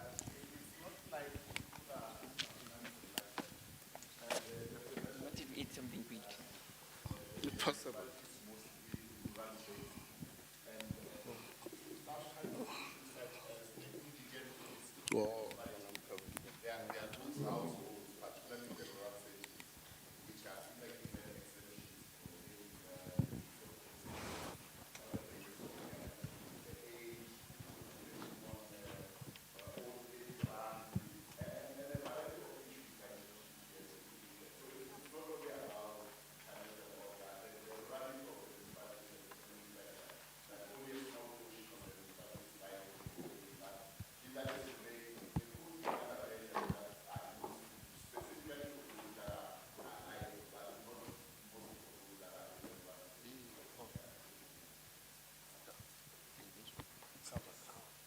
Oh, okay. Thank you so much for that addition, Doc.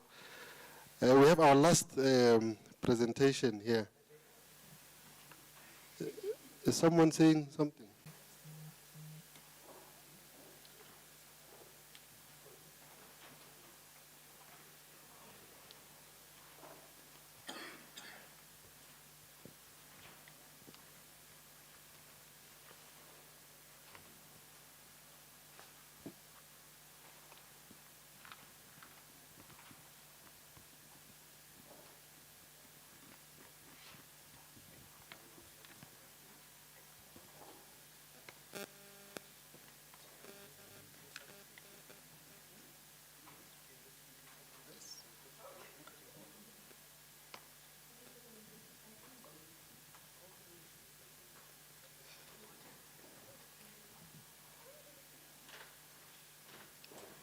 I'm not sure if my voice will be audible enough. I've heard my voice on Saturday celebrating the three-time champions.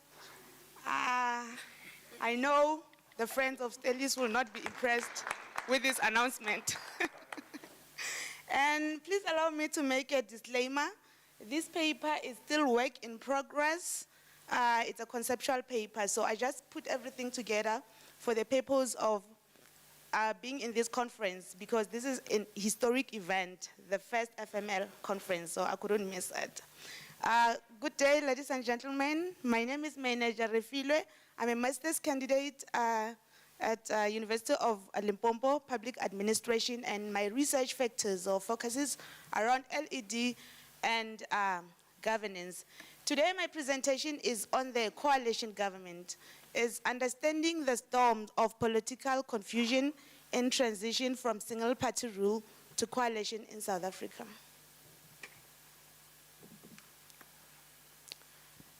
Okay, I will start by introducing my study by saying, with a Xitsonga proverb that says, "Matimba ya ngwenya I mati." This proverb suggests that the strength of a crocodile lies in the water, just as the strength of the ANC lies in its voters.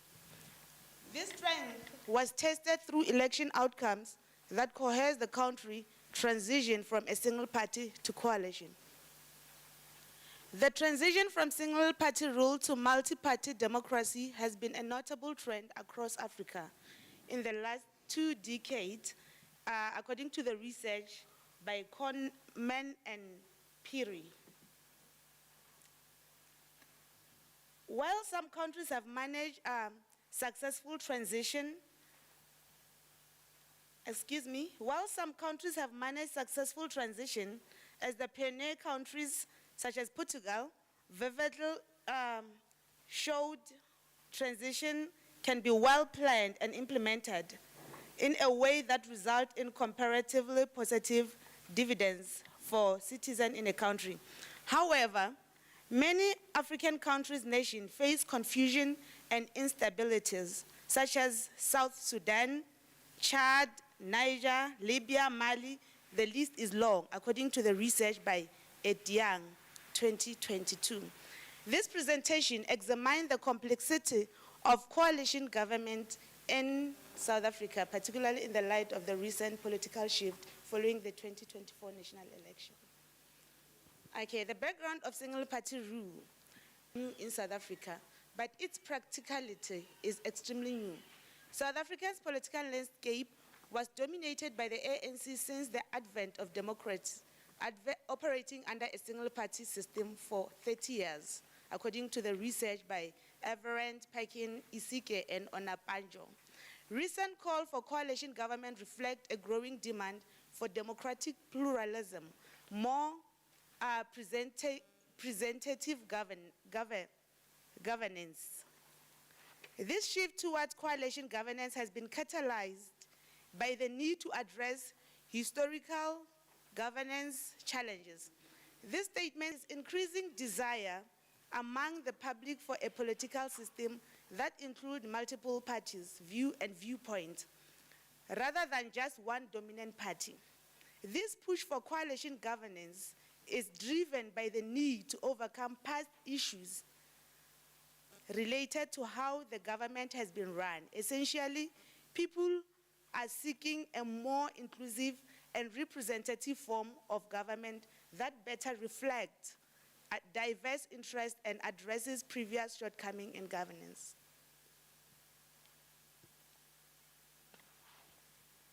The concept of coalition government.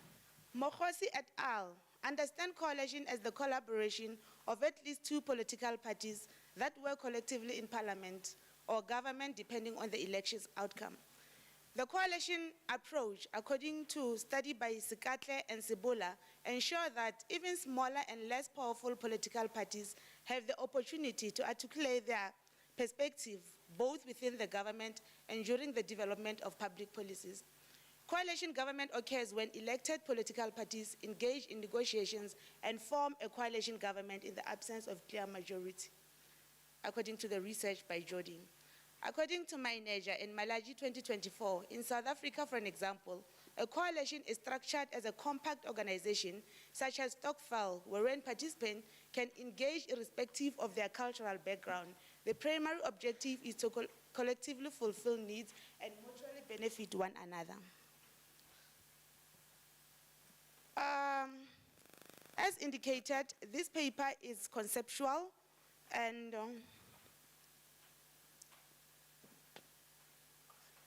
I think I've omitted the problem statement. This paper is conceptual. It involves a qualitative research method that focuses on the perspective and viewpoint from various scholars, both subjective and objective. The researcher gathered information using a desktop study, reviewing existing literature from journals, books, and reports to analyze and evaluate the subject under investigation. The paper used a document analysis Document analysis was a crucial aspect of the research, providing insight and interpretation on evaluation matters according to research by Selemela, Kwela, and Selelo, 2023.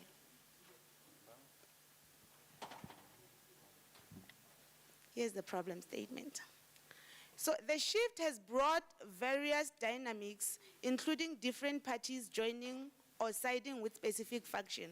While some studies, like the study of News 24, suggest that South Africans are happy with the current system of government, a crucial question remains: are the parties involved satisfied with the arrangement? Recently, political tension have arisen over the education bill signed by the President Ramaphosa, with rumors of the DA potentially pulling out. The coalition government is marking 100 days since the ANC has been, since the ANC has failed to secure majority, and one notable success has been exposing corruption and flourished under the ANC single-party rule.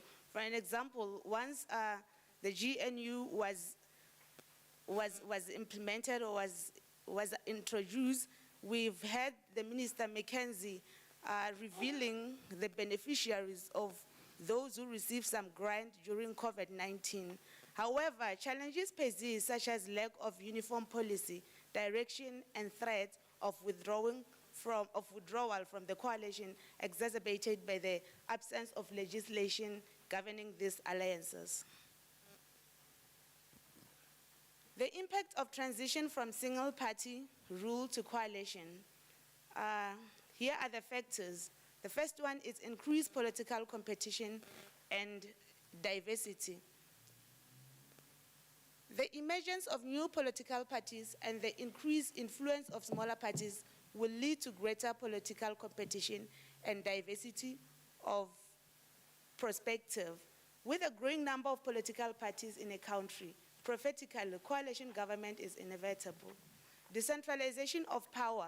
A coalition government will necessitate sharing power among different parties, potentially leading to a more decentralized political system and greater autonomy for local and regional government, according to these two scholars, Shrestha and Fegwet. Increased political instability and uncertainty. Coalition government can be fragile and prone to internal disagreement and instability. For an example, the political the policy gridlock and frequent election. We have seen it in many municipalities where there has been the motion of no confidence. Leaders will be removed within blink of an eye. Economic implication: a change in government could lead to shift in economic policies, potentially affecting investment growth and job creation. Key factors contributing to political confusion during transition from single party to coalition government. The first one is a sharing compromise and power sharing and compromise. Coalition government require extensive negotiation to undermine power sharing arrangement, according to these two researchers, which can be time consuming and lead to delay in decision making. Coalition partners may need to compromise on their policy preferences, leading to less decisive government and potentially gridlock. Ideological differences. Coalition governments often consist of parties with various ideological viewpoints, according to the study by Van Berg, 2020, making it difficult to reach consensus on important policy issues. Disagreement over policy direction can lead to internal tension and instability. We've seen it with the recent bill signed by the president. Lack of experience in coalition government parties may be unfamiliar with the dynamics of coalition government, leading to misunderstanding and communication. Hence, there's a lot of political divergency and slow delivery of service in most instances. Thank you.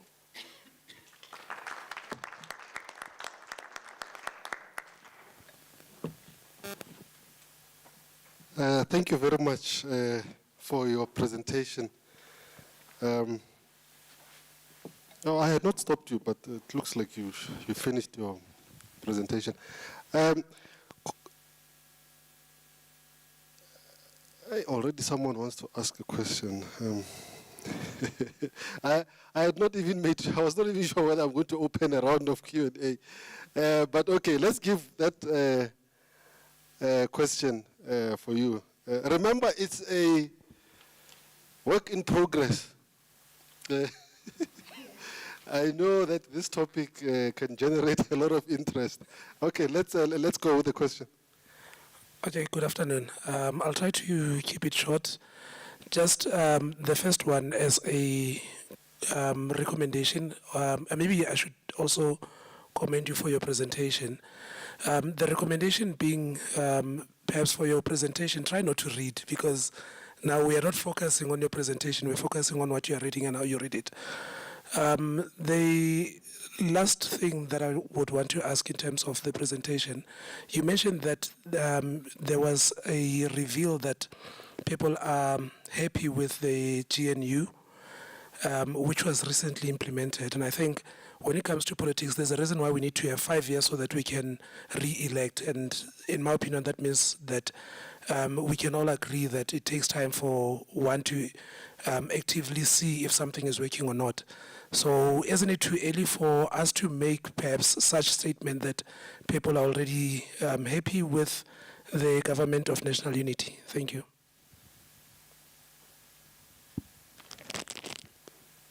Yes, it was a question. Is it not too early to be commenting? Or if you want to comment, you can also refrain. In this regime, we can also refrain from commenting. But you can, if you have a response. Is it too early to be trying to check whether it's been successful or it's making positive strides? Yes, I agree with you. I think the study, the report was too early to reveal that South Africans are happy with coalition, because it's something new. We're not used to it. We don't even know how it works and all the dynamics that it's going to encounter. So I think the study, they were too happy perhaps to release that result. Thank you. I think there's just one more from Mateula, and then we are wrapping up. Yeah, thank you very much, and thanks for the presentation. Indeed, like you said in your opening, Matimba ya ngwenya mati. But that made me think that, given your topic, there is a confusion in what you call coalitions and the government of national unity. I think you need to draw that distinction because such is not the case. And maybe because it's work in progress, you may also want to draw certain cases where there are coalitions. The city of Tshwane, Johannesburg has now had the 10th mayor in a single administration. Just to point out to those challenges, because it's not all rosy. There are those stable ones, but please indicate to us those that are working well, if they are, and those that are in tatters as we speak, such as the case of Johannesburg. Thanks a lot. Thanks, Doc. That was a contribution to improve your paper. So, ladies and gentlemen, that was our last paper. A round of applause for Ms. Mayeneche. We were supposed to be done at 1 o'clock. It's now 5 minutes after 1. And I think that concludes our session for this afternoon. Just an announcement that I was asked to make, that after lunch, we will not have the breakaway on the other side. So they will run concurrently here in this venue. So please, if you are in room 2, please come back to this venue. We will not have a breakaway. Everything will be happening in this particular venue. Thank you so much, ladies and gentlemen. It's now lunchtime.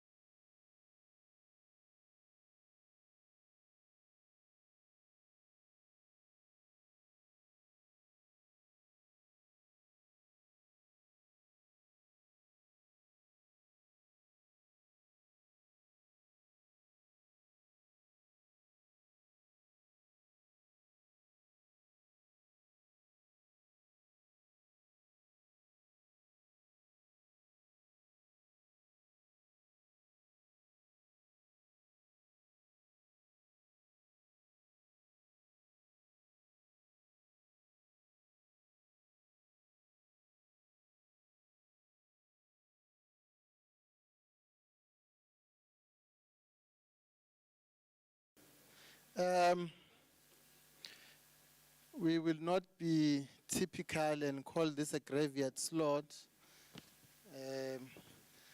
because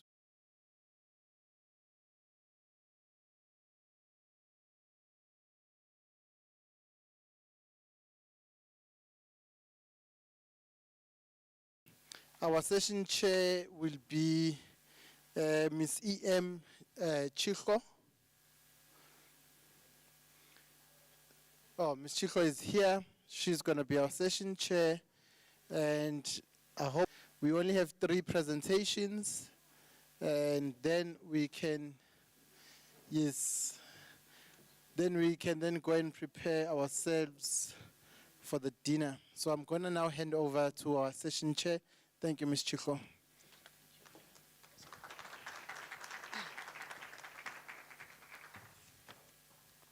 Good afternoon, everyone, and all protocol observed.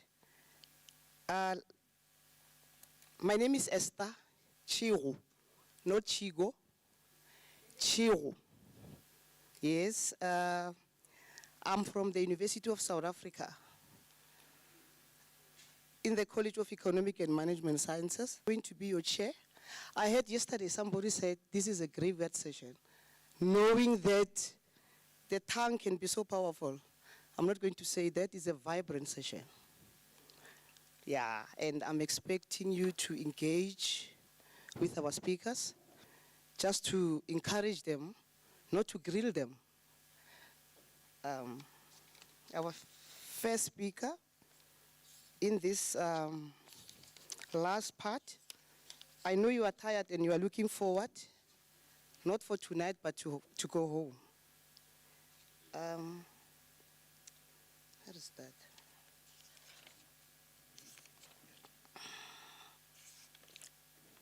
Okay. I hope our presenters are here, all of them. So I'm just going to call the first one is, I'm sorry, I don't know the titles. I'm just going to call the names. Matebula N.E. from the University of Limpopo.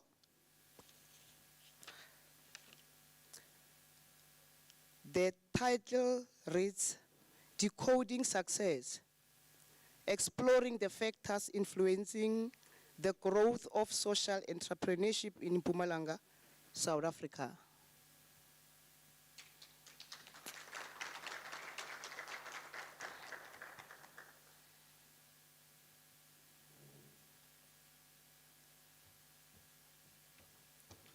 Thank you so much, Doctor. I'm just hoping you know the rule. You look at the 15 minutes there, and then you present for 10 minutes, and then 5 will be reserved for questions. Thank you so much.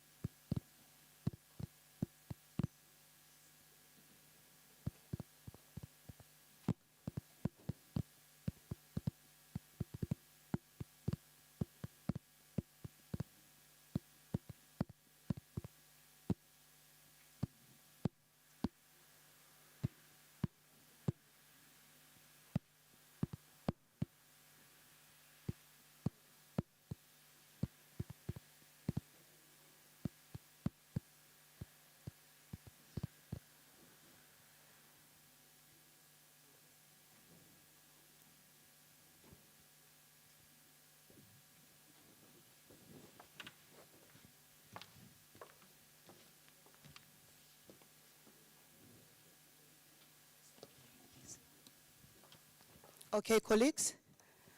I was advised that there's something wrong with the presentation for this presenter, the one who's supposed to present now.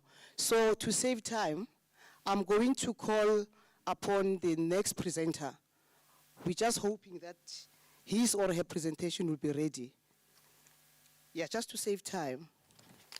Okay, the next presenter on my list, Mutsumi CK from University of Limpopo, and the topic says, enhancement of the curriculum quality to meet labor market demands and make South African graduates more employable. Very interesting. Thank you.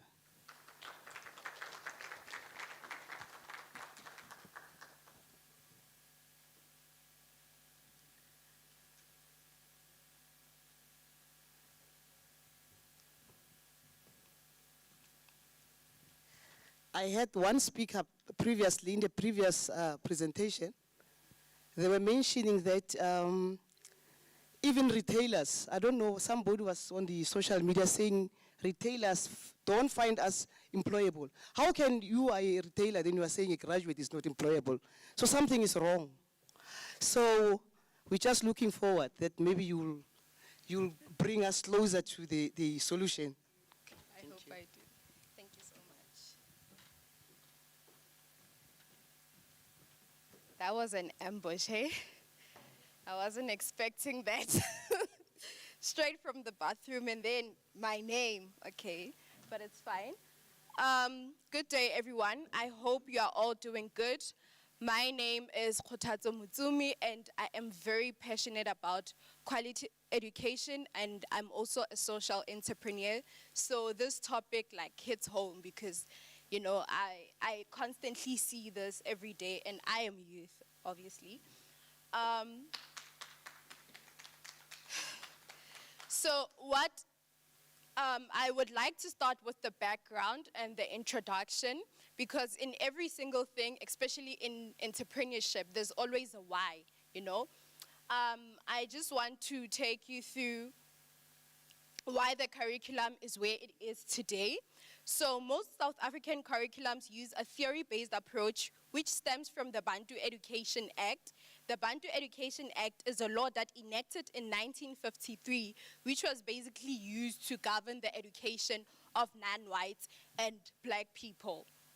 In 1994, South Africa was declared a democratic country, and in 1996, the South African Schools Act was enacted. It serves as a huge mark in South Africa's education system post-apartheid, and its aim is to fight discrepancies created by the apartheid system in the education sector. The aim of this paper is to, you know, see some of the things that we can do to enhance the curriculum to better meet the labor market demands and make South African graduates more employable. So the problem statement is, we know where we are sitting with regards to the unemployment rate, and approximately 45.5% of youth are unemployed, and the national average is 32.9%. This is the first quarter as of May 2024, which is a very huge concern. The implications of unemployment are severe and are directly linked to the country's economic growth. It is therefore vital to note that some of the consequences of unemployment includes increased crime rate and poverty. This therefore calls for intervention not only by higher learning institutions but also NGOs and us as individuals to see how we can solve this problem and better make South African youth employable, and not just youth but South Africans as a whole. So the theoretical framework uses a human capital theory. According to Wikipedia, human capital is a concept used by economists to designate personal attributes considered useful in the production process. So that's basically the skills and the knowledge and the attributes that the person, or rather an individual, has so that they can work. The research shows that investing in human capital has high economic returns throughout childhood and young adulthood, which shows the importance of actually investing in curriculums and the human capital theory to make South African graduates employable. This shows that investing in human capital ultimately enhancing the curriculum to better align with skills required by the labor market can improve the employability of graduates, therefore reducing unemployment and also reducing poverty in South Africa. So here I'm going to take you through a model I recently learned called the prioritization tree. We usually use how might we statements, but I played around with it a little.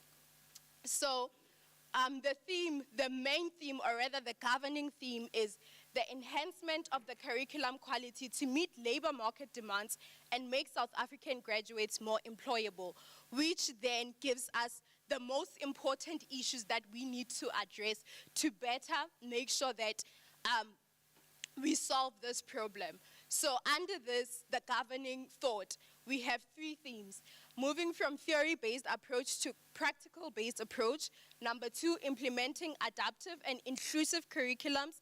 And lastly, short courses and entrepreneurship. You'll see, okay. So I just want to go a bit more into this. Moving from theory-based approach to practical-based approach.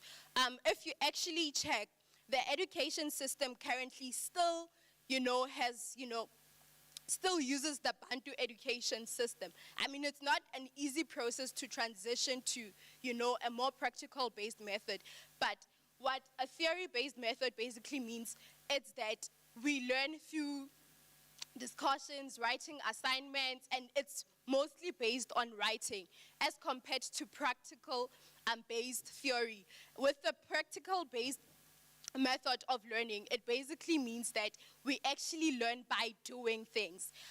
It includes field work, it includes tackling projects, and I would like for maybe, let's say, theory-based subjects, we could speak about the likes of HR.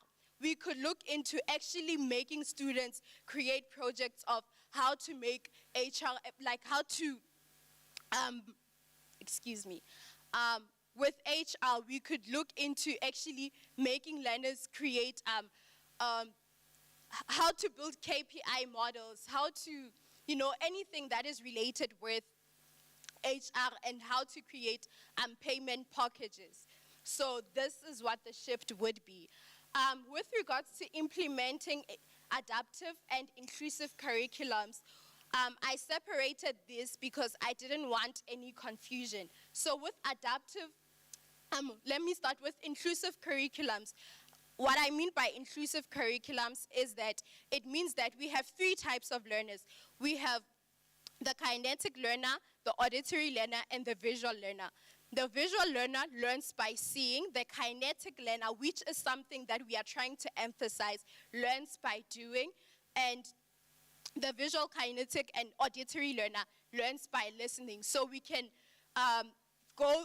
we can use the likes of, now we are living in a very updated world, in a very technological world. So we have the likes of YouTube to solve the issues of those who learn by seeing, the visual learners, and we have audiobooks by those who learn by, we have audiobooks for those who learn by listening. But here I am trying to emphasize the kinetic learner, but both, or all of them, all of those 3 concepts are very important. And then I will also like to speak about language barrier as also one of the things that is inclusive learning, and it's something that we should not shy away from. And then I also want to speak about adaptive curriculums, and I would like to speak about the contribution of research and AI and the likes of cookies. I have my consumer behavior teacher is here, that's why I'm laughing. So with cookies, what they basically do is they kind of, in a way, predict how consumers are going to react. So using such innovations and such technologies to actually predict what could be the future skills needed is something that we could implement to create adaptive curriculums. And short courses and entrepreneurship are also very important, and it is also the learners have to take accountability into ensuring that they invest in this. And on that, a learner who's entrepreneurial is most likely to actually be more employable.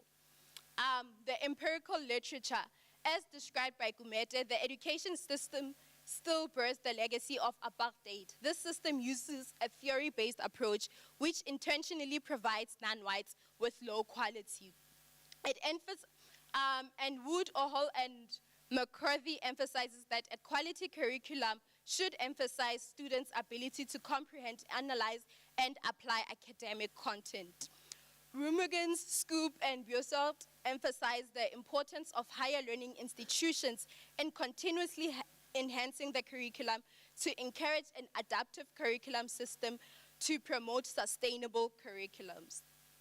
So the methodology I used was a desktop-based approach which consists of researching, analyzing, and summarizing different book chapters, articles, and blogs, and then the hypothesis analysis methodology takes a how can we approach to problem solving as per the prioritization tree that I've already presented before. So the findings and discussions. The key findings in this paper includes the influence of the Bantu education system in South Africa's theory-based curriculum, the fourth industrial revolution, especially after COVID-19 pandemic, and its influence in emerging smart machines, further putting pressure to restructure or enhance the curriculum to better meet labor market demands. These factors have therefore led to a mismatch in skills between graduates and labor market. So it is therefore important for South African graduates to hold themselves accountable and become more independent. So the recommendations include a shift to more practical methods, partnership between higher learning institutions and labor markets, government intervention and support through policies and funding, promote student entrepreneurship, which I believe the University of Limpopo has done through SWEEP, EDHE, and the Innovation Hub. Integrate different learning styles to promote inclusivity. Students must also hold themselves accountable for their future and show a sense of dependency. So in conclusion, enhancing the curriculum can help improve the employability of South African graduates. This initiative requires collaboration between citizens, governments, and even individuals who have money to invest in, implementing this. An adaptive curriculum will better help sustain the initiative and ensure that the curriculum is always adept with the changes in the labor market. Investment in short courses and entrepreneurship fosters independency and accountability, which will highly impact the quality of education as DG4, as well as directly impact South Africa's economic growth. Thank you. And that, please. Thank you so much. Thank you. There you are, academics, you are challenged. How you teach matters, and what you teach matters even more. So we need to make a move. I think even during lunch, I was telling people, we've been teaching, and teaching, we don't change. And our labor market needs some changes. Yeah, so I think it's now time for comments. If there's a question, a constructive criticism, maybe just one inyana. Noted? Noted, sir? Okay, I think these two will do. I had withdrawn, but okay.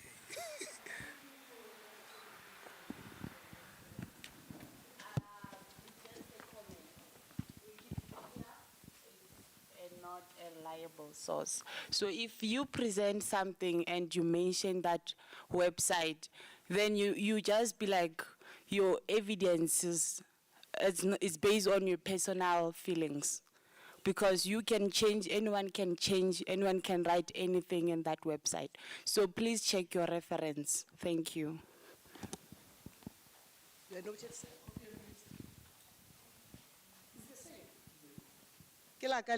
Okay. Thank you so much. Okay. Thank you so much. Thank you.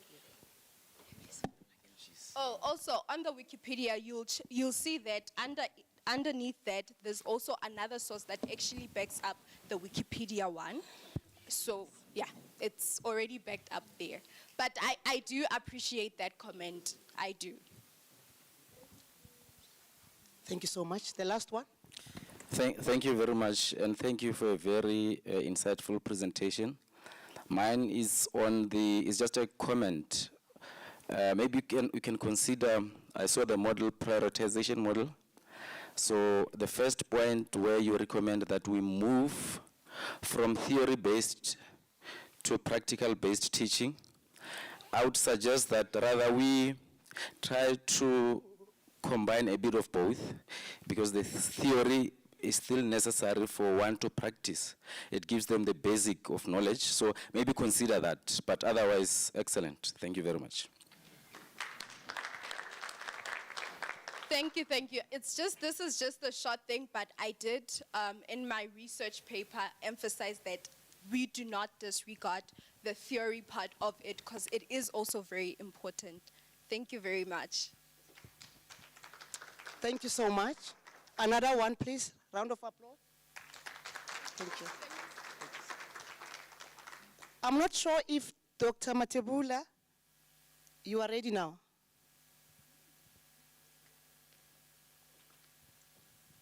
Or should I call the next? Okay. Thank you so much.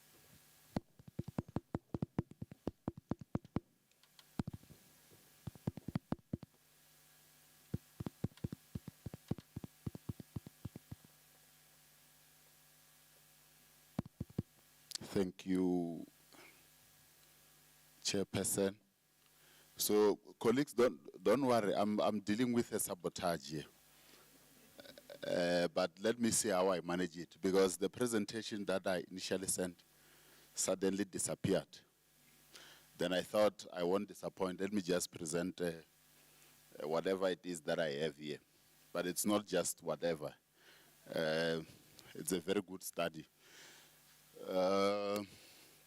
I'm presenting on ethical dilemmas in the allocation of low-cost houses, a South African case study. So don't be surprised that you are seeing something different on the screen than what you see in the program. So this study, the ethical dilemmas in the allocation of low-cost houses, and you will bear with me, I'm used to moving around, but surely because of technology, I'm forced to stand here. So this is you see the sabotage I'm talking about. This is the outline of my study, the introduction, the theory, the method, the findings and discussion, and the conclusion. So this study is a culmination of a bigger study, which is empirical in nature, which sought to investigate clientelism and ethical dilemmas in the allocation of low-cost houses. But the variable of clientelism has since fell off because I'm dealing with only one objective. Even though we would all understand that the Freedom Charter is not part of the legislative framework, I guess that those who drafted the Constitution had such aspirations of people shall have houses, security and comfort, and we have seen such aspirations being expressed through the Constitution, particularly Section 26(1), which says that everyone has got the right to adequate housing. So these low-cost houses that I'm talking about in this study is the so-called RDP houses. And of course, most of you would understand that this is just a nickname because it takes from the RDP 1994 program, which sought to rebuild South Africa after 1994. And that is in the advance of the democratic dispensation. So even though this is government's response to the housing backlog that most South Africans are confronted with, this system is not so perfect. And that is why I argue that it is concocted by ethical dilemmas. And I'm anticipating a question here that you will see me talking about bribery, corruption, and nepotism. I'm not talking about corruption. I'm talking about ethical dilemmas, because one may want to argue that perhaps you may want to say nepotism is also a type or a kind of corruption. That's not where I am. I'm talking about it as an ethical dilemma, and I will explain what that is. So this system ladies and gentlemen, is having those issues of your ethical dilemmas. And there were a lot of them that we investigated in this study. But for these purposes, I only chose 3, bribery, nepotism, and corruption. So, ladies and gentlemen, it's very important to theorize. And that is why you would have heard me questioning others. What is your theoretical framework? I know people have got a tendency of looking at the problem generally, without any focus. Then I thought it's good for me to adopt a theoretical framework or principles of theories which I use to explain this problem. But what I love about the issue of ethics is, even though people will conceptualize it differently, some would say the ability to differentiate and do wrong from right, good and bad and all that. But what I know from now, borrowing from the great Plato and Aristotle's done as what we ought to do as opposed to any other thing. And you will see as I explain those various 3 principles as to what I mean by that. And of course, there is an expectation by the society for government to deliver services to them. It's one of those virtue ethics that I would explain later if time allows. So we also expect as society for government to deliver services to us. And if they do not do that or do the opposite, we then term them as unethical leaders because of failing that obligation or the responsibility to deliver those services to the people. But in the context of this study, it will be the deliverer of low-cost houses or the so-called RDP houses. So these are some of the principles that I use to explain these theories that underpin the issue of ethics. Deontology, for instance. It's what other authors say, it's doing things by the book. Doing things by the book, meaning that officials deliver services within the prescripts of the law. They don't operate ultra vires as opposed to any other principle that I would explain. So deontology is one of those principles of ethics that I've chosen in this theoretical framework to explain what these ethical dilemmas are all about. So deontology is about the choices that are morally required or something that is forbidden or allowed. This does not withstand the fact that people do not care what the consequences are, whether people are suffering, but if the law says you cannot deliver houses to these people, for instance, those that are earning a combined monthly household income of 3,500, despite the fact that they may appear to be poor, but because policy does not allow that, then the issue of deontology is used to explain to that, the issue of rules rather than consequences. Then you will also have, you will bear with me, I struggle with pronouncing this one, utilitarianism, which is about ensuring that you achieve the maximum goals. But unlike the other one, you also look at the consequences of your actions, even if you are operating outside the confines of the law.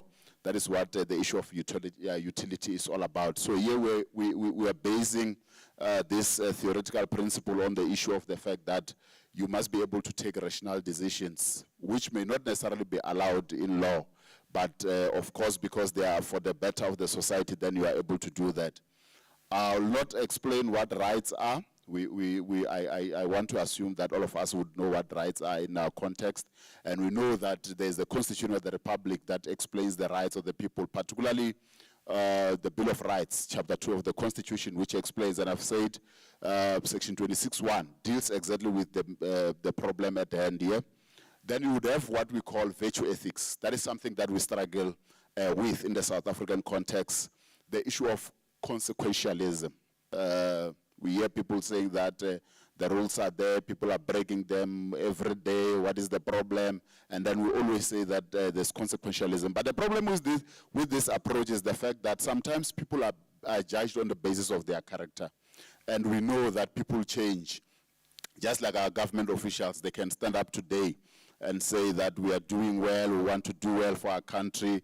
We know there are ships now here in front of people and there are hyenas at night. And this is what the issue of virtue ethics is all about, and it advocates for the fact that there must be consequences for failing to deliver or for operating outside the confines of the law. So this is what happened. The paper is a mixed method, but you will see that I will not explain particularly the descriptive part. I will just try to give it a flavor, given the time that we have. The content analysis and desktop was used. It's a case study, so there were 10 villages within the Greater Giyani local municipality which were selected to form part of this study.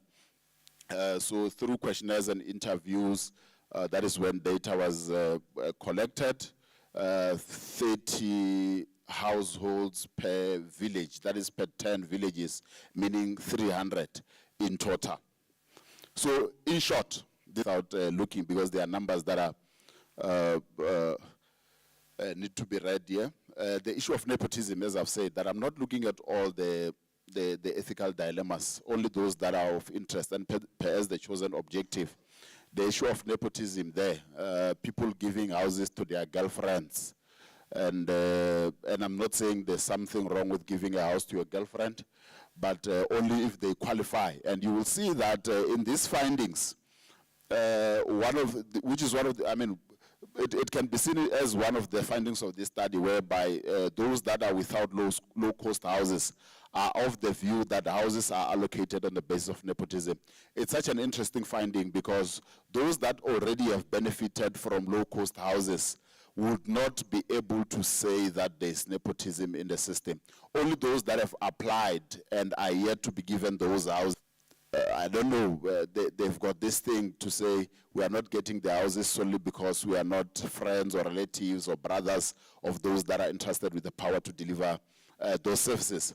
But it must be acknowledged that the findings of this study are contrary to the Peru's literature, and it negates the prevalence of nepotism in the allocation of low cost. So literature is basically saying that there isn't much nepotism in the system, even though some of the findings of this study bears to the fact that there are such issues. And then the issue of corruption as well. There's no clear-cut picture in these findings. And it's good that the researchers sometimes remove the feelings out of the research that they are undertaking, because initially I thought that there's a lot of corruption in the system, but we learned through the study that it paints a mixed picture. You will see the numbers are not very convincing. That there isn't or there is corruption.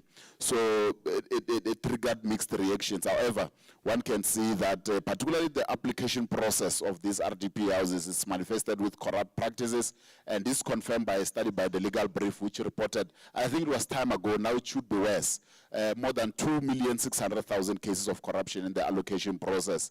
And the high-ranking government officials in particular are the perpetrators of this corruption. I see I told you I would have needed 30 to 1 hour to present these findings.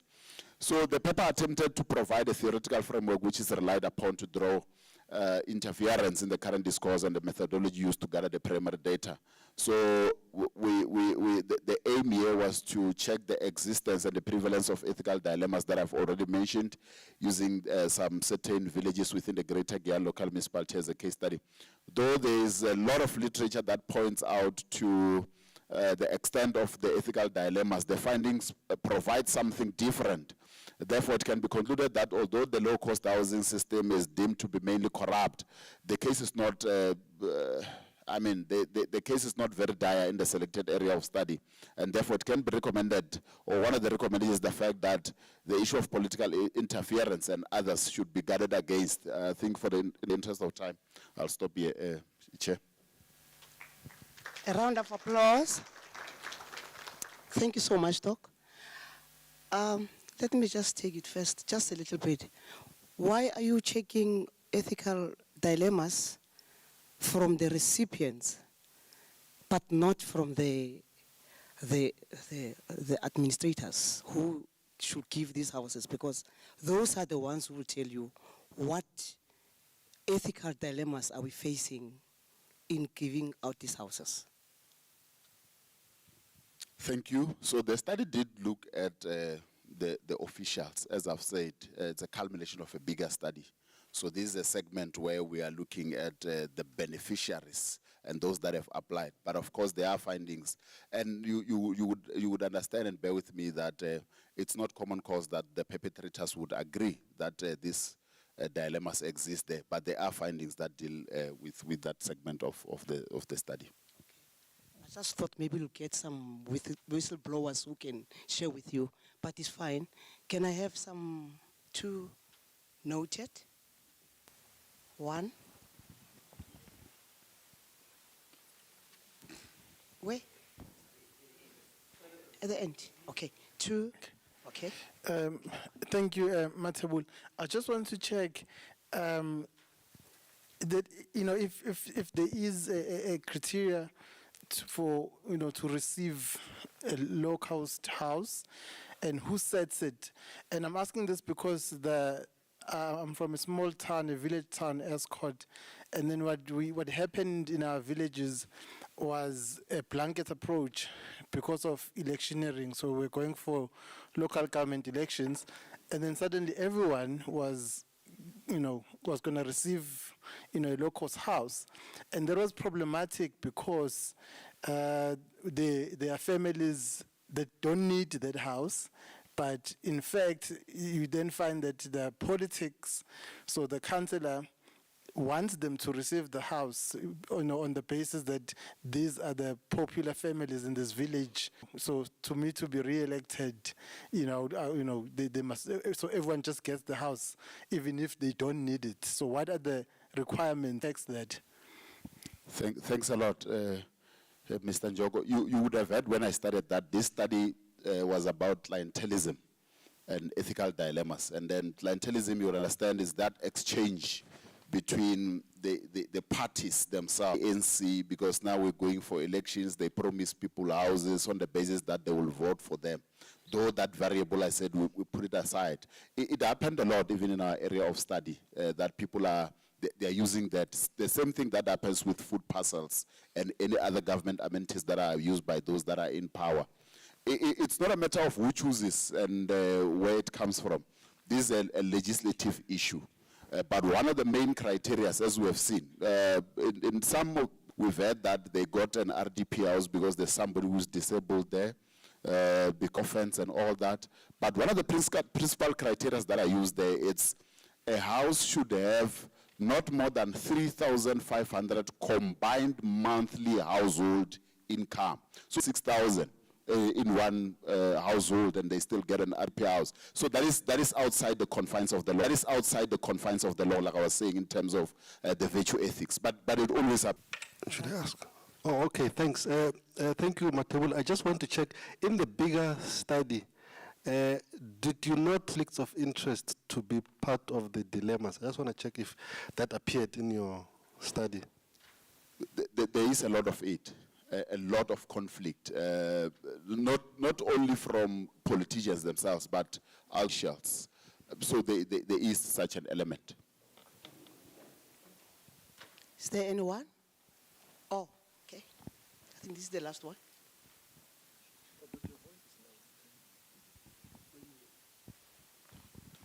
Must not ask about the structure of the presentation. No, okay. No, thank you for your nice presentation. I would say in markets, I always see or view RDP houses being sold. So what ethical consideration arise when individuals sell or rent RDP houses for financial gains, given that they were subsidized by the government? That phenomena is very rife, but for sure you would understand that by the time those people are given the houses, and in their own stands or houses, and there isn't, maybe there is, and we have not covered that, but I haven't seen anywhere when we are perusing literature on the findings which prohibits people from selling those houses, unfortunately. Okay. Another round of applause. Thank you so much, Doctor. Now you know, with this prevalence of shacks that you are seeing all over, it's not about somebody said whenever you see a space you must put a shack. It's the result of the houses being sold in the market we see every day, and also the ethical dilemmas that he spoke about, especially nepotism, to be specific. That brings us to the presenter of who wraps up everything. The last presenter is Paladi N.H.N. Mushweu from the University of Limpopo. Restorative justice, a driver for sustainable socio-economic and developmental growth in the mining industries.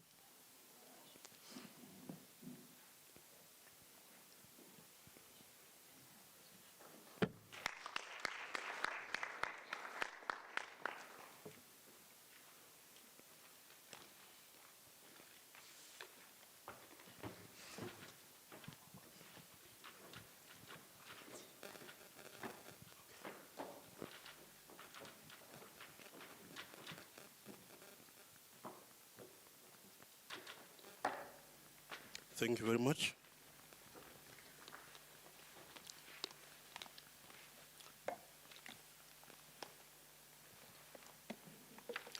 Colleagues, we're going to be presenting on restorative justice as a driver for socio-economic and developmental growth in the mining industries. My colleague, Mr. Mushweu, will be doing the second part, and I'll be doing the first part. He'll be doing the second part, then I'll be doing the first part.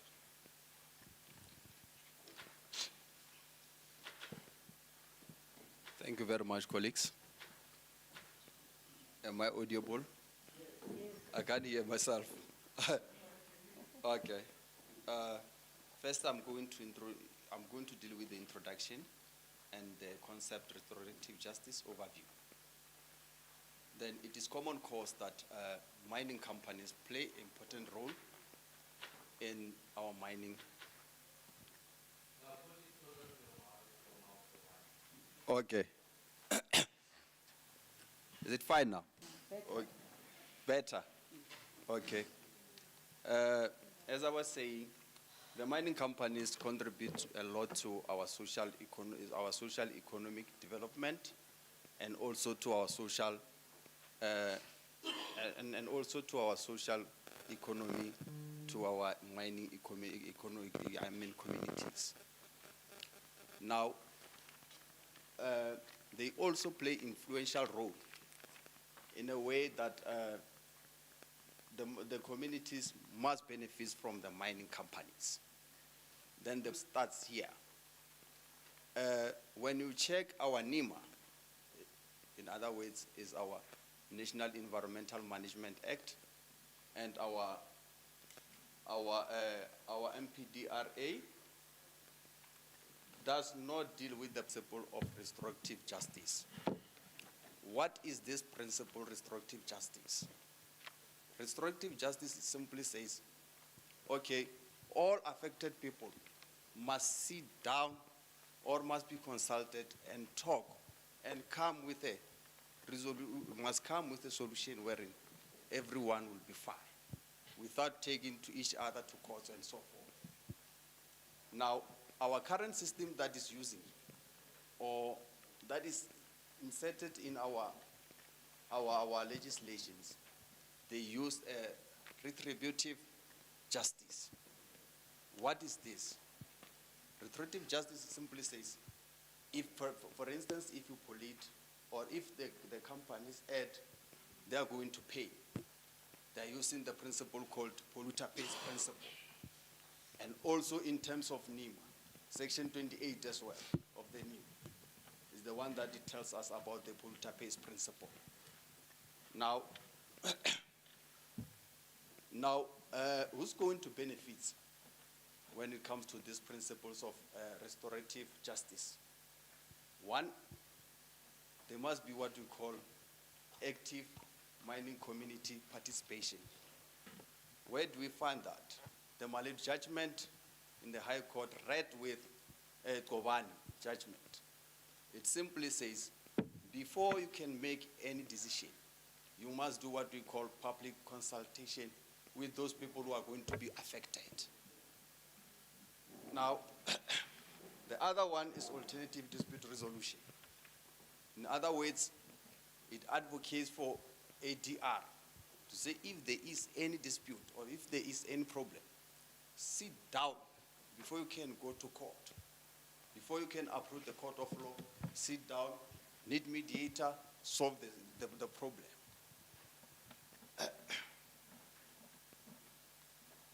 Yes. For instance, I'm not going to repeat restorative as opposed to retrospective because already I've engaged it. Now, the challenges confronting this principle, legislation that dictates to say, if there is such kind of things, how can we deal with the legislation that are there? They are talking about retributive justice. In other words, fine, you pollute. What is the consequences you must pay? But this one, it says, the new concept that we're coming with, it says, if there is such kind of things, what must you do? All the stakeholders must sit down and talk or participate. Now, ladies and gentlemen, I'll now hand to my brother to deal with the relevant legal press piece. Is it possible that I speak without this thing? It makes me nervous.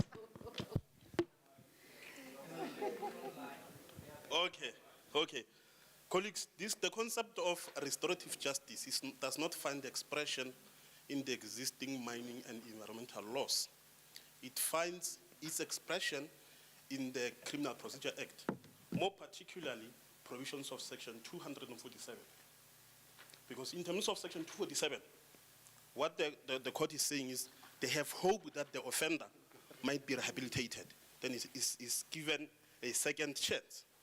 But the arena, companies are imposed with punitive sanctions. Meaning now, or for an example, Section 28 of NEMA would say, he who pollutes must pay. But restorative justice says, all relevant stakeholders, the community, must be involved in the decision-making processes. Must find, the communities and the polluter must find each other, come up with amicable ways on how to redress the environmental transgression.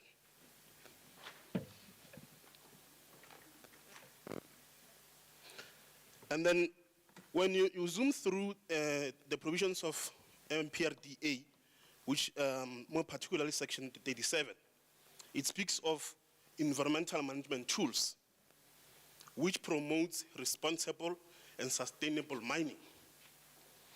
And when you go down to Section 47, it speaks of revocation and cancellation of permits against those area mining companies. For instance, if the mining operates without the necessary requisites that are aimed at sustainability, then they are going to be imposed with punitive sanctions such as the provisions of Section 28. This is a cradle to the grave principle. But restorative justice says, involve the communities in redressing this environmental transgression. MPRDA also echoes the same aim as intended in Section 2, subsection 2 and 4 of NEMA, which is our National Environmental Management Plan Act, which also gives a voice to a cradle to the grave principle. But a simple example is seen in the case of State versus Blue Moon Platinum, where a company has erred or rather failed to put a necessary requisite to ensure sustainability of the environment within the, or rather where they were operating. And in that particular case, we find that the director or the company was fined, was imposed with a heavy fine.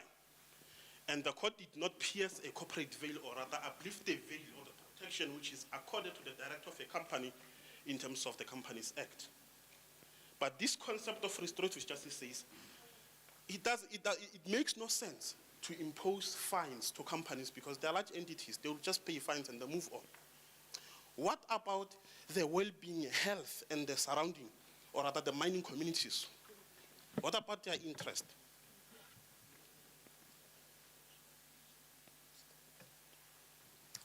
And then we also find this expression in the supreme law of the Republic, which is the Constitution, more particularly on Section 24.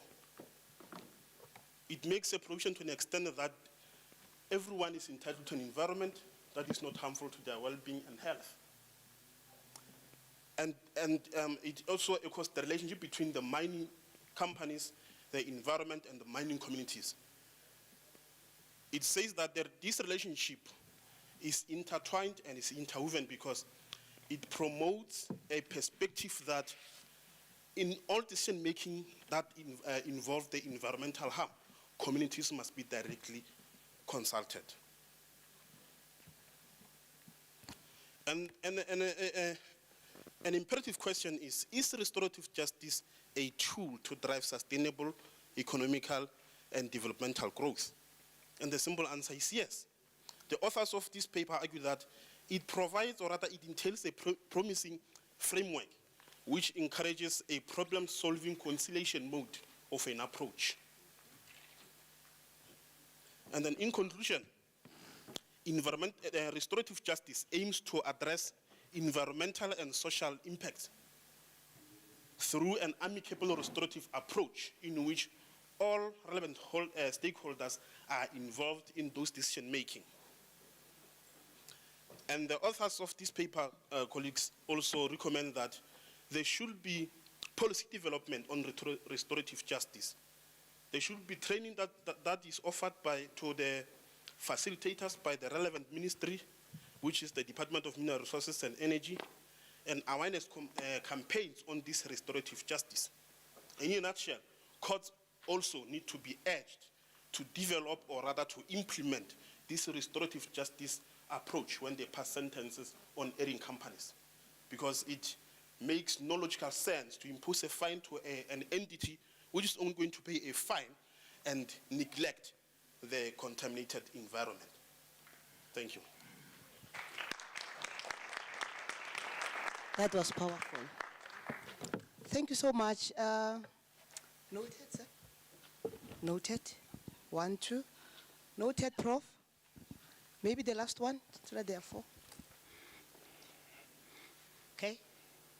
In that order. Thank you. Thank you, colleagues. Very interesting. My question might be biased because we've just concluded a study on a similar, looking at the effect of mining operations on recycled communities and the current host communities. So what I'm trying to find out from you, perhaps is it fair, that we expect the recycled communities and the host communities, to engage with the mining operations? Because what we find is that, especially when we're looking from a developmental and community development point of view, is that when that participation we're referring to is not really participation, because what mining companies do, they do present. So they present their numbers, that this is how much we are going to pollute, and this is the effect on the. So they talk about how much, the ground is going to shake and what that effect it has. But our communities in these areas do not understand what you mean, about the amount of pollution and how then that, affects their lives. So is it then fair to say, to make it the community's responsibility, to engage in this partnership and say, they must be the ones who are, instead of government being the one that, advocates in behalf of communities? Because these rural communities, they do get invited. Mining companies make these presentations, but I can assure you, they don't understand 80% of those statistics presented. Thank you.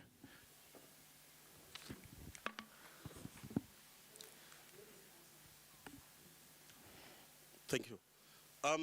My take on that is, remember, communities are directly impacted.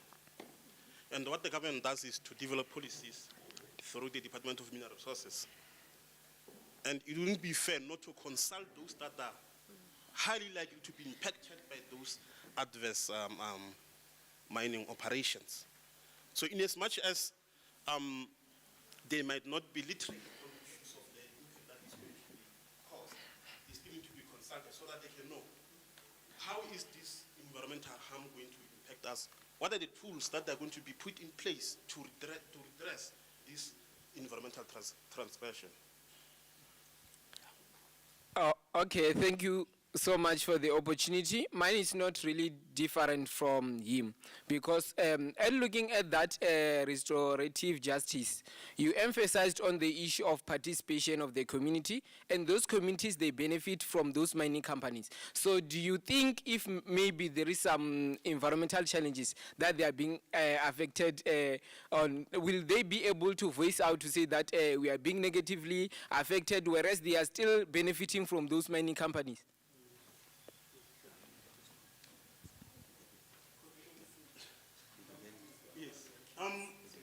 Yeah, I can just straight away.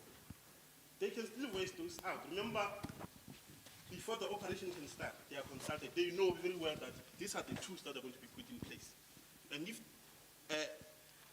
1 out of 5 tools which are supposed to be put in place are neglected, they should voice out because they are the ones who are going to suffer the detrimental. Prof?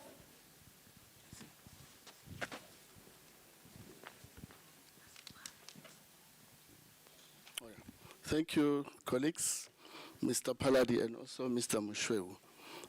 My question is, does restorative justice approach envisage a deadlock being reached among the parties? If it does, what then becomes the deadlock breaking mechanism? Thanks.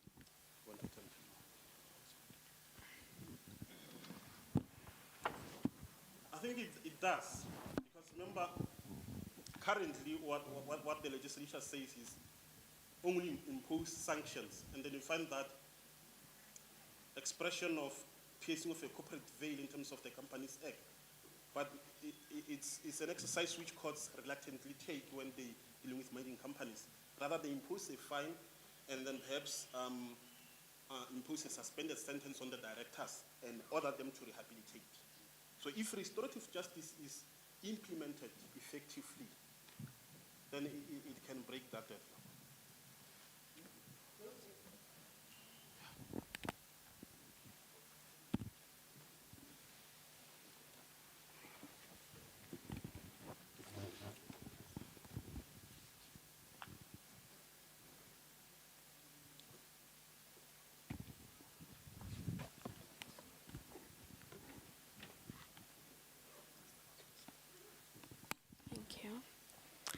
Beautiful, beautiful presentation.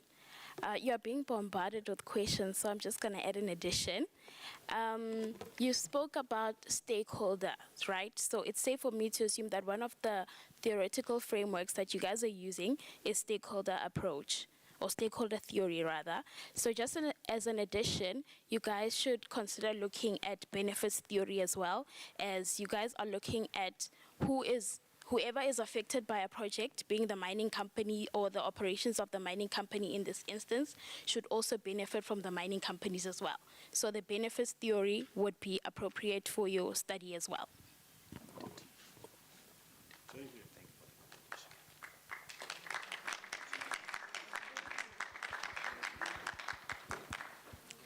That brings us to,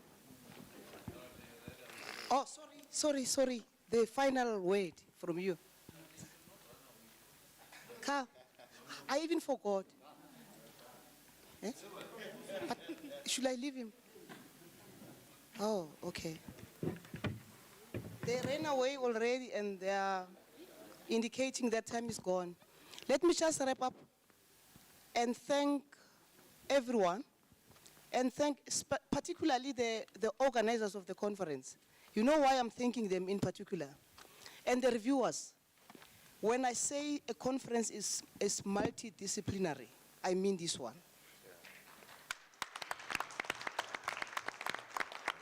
Really, I learned a lot from different disciplines, starting from accounting, public admin, higher education, mining, you know, you name them. I even increased a lot in terms of my vocabulary I never knew there was something called eco-tourism. Even now, I'm asking myself, what's that? But thank you so much, and even the coming ones, please make sure they're multidisciplinary. We are not going to come here and listen to mining only, or because you are academics, you are going to be talking about politics in academia and all that. We very much learned, and we appreciate everyone who came, and I'm going to give this opportunity to Prof. Sitati to come and wrap up everything and bring some announcement. Thank you so much.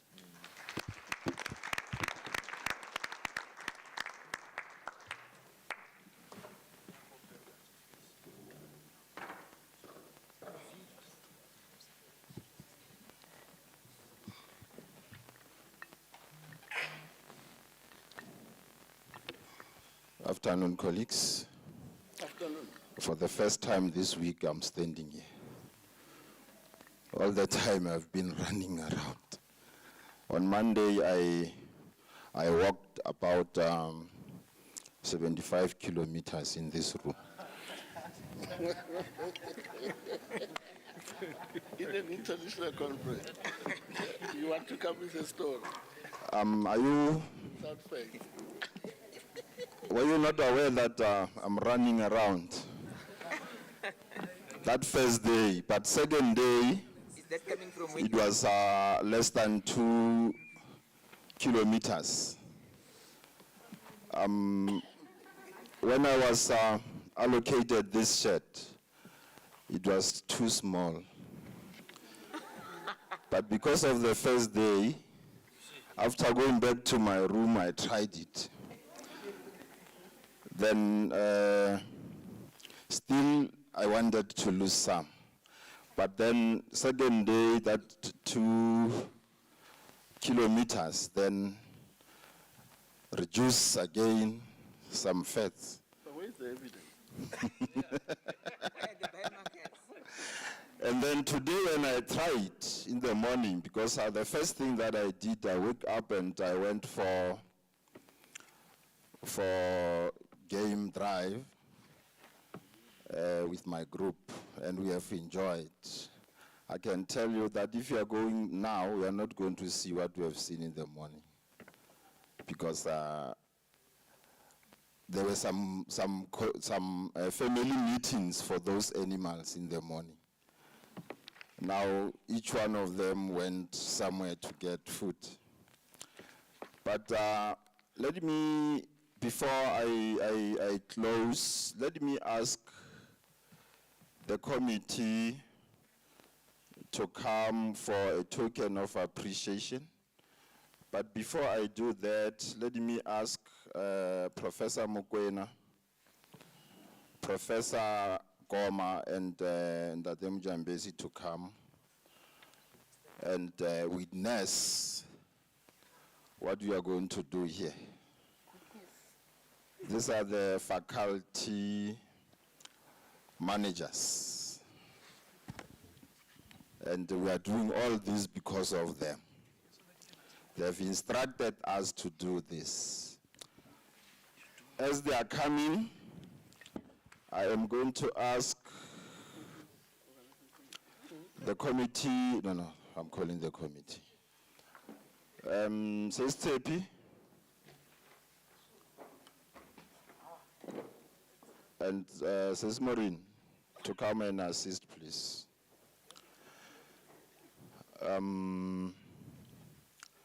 We are going to call the organizing committee or family committee. But I'll mention it.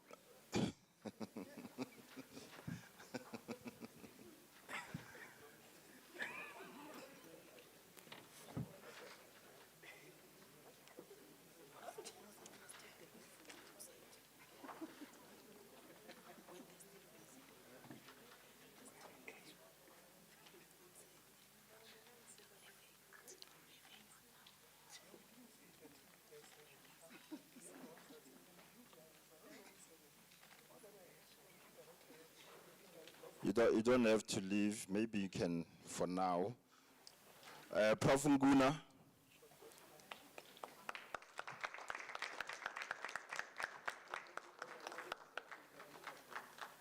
It is unfortunate. I'm not sure what happened to his shirt. Because, or maybe the color changed in the morning when he was walking here.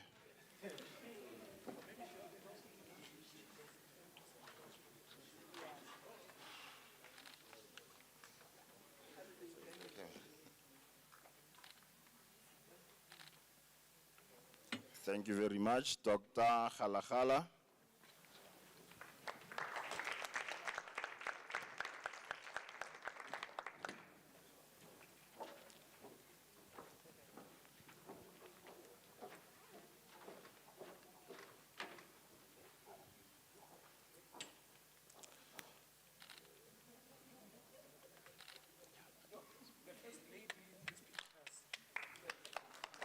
Ms. Matevula.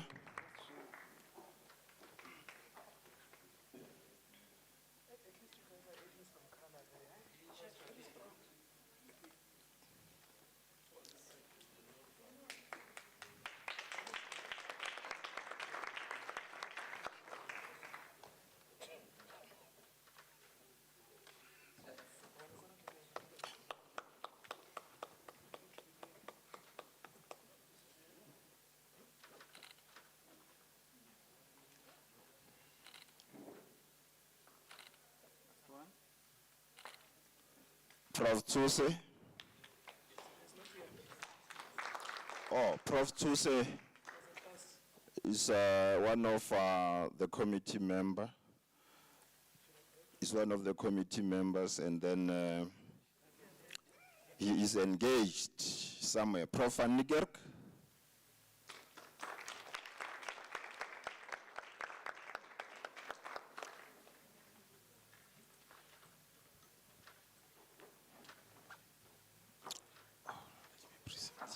Who is there? Okay, thank you. Here goes the Prof.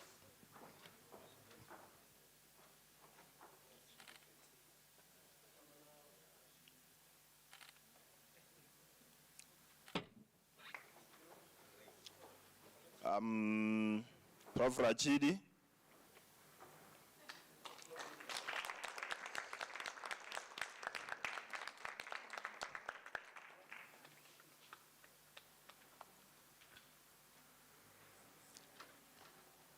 Oh my goodness.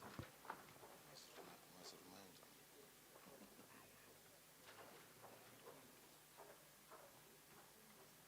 And then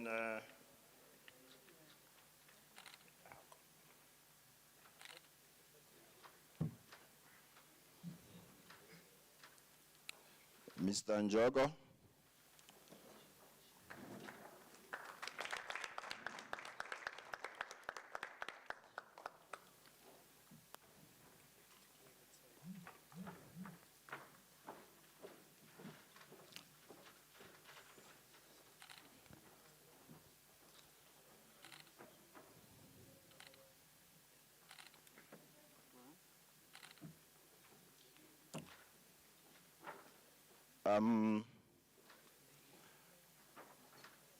Ms. Khoza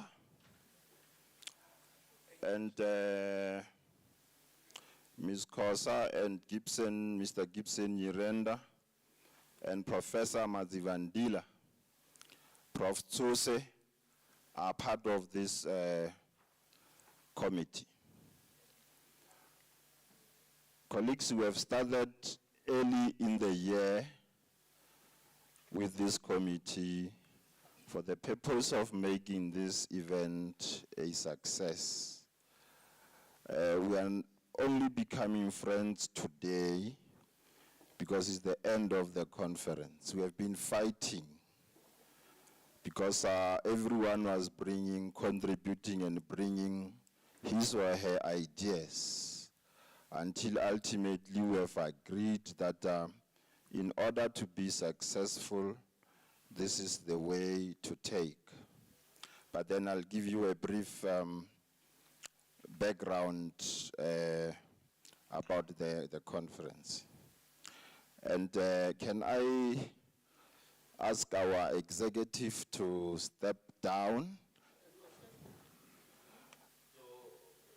Let me thank them for presenting this token of appreciation. Their time will come. I have my speech. The only problem is that when you are a director, you always direct. These are our directors in the faculty. Can you take them the committee picture carrying this, the photographer, please? I want them to have the committee picture with this token of appreciation. And don't go that far again, just sit somewhere there.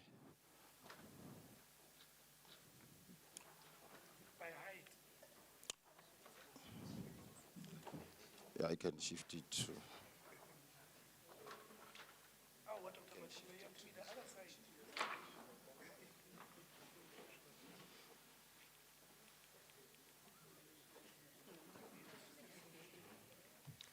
Can I just ask Sis Morini and all who are wearing this to come and join them?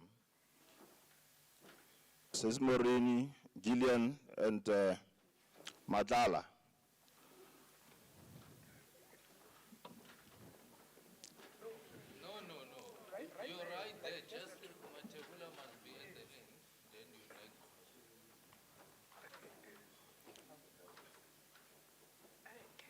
Where is Madala?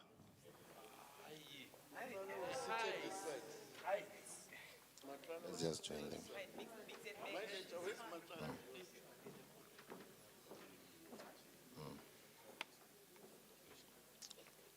All those who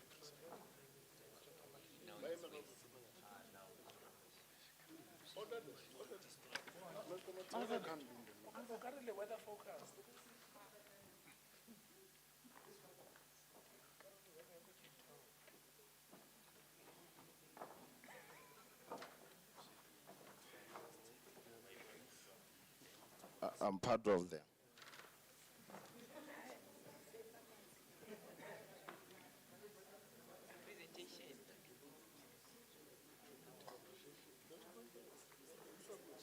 Suggest or Liamola.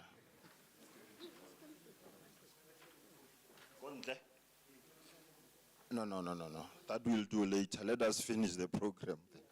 But this one is not possible now. Yeah, but just take one. Yeah, try to take one. It's fine.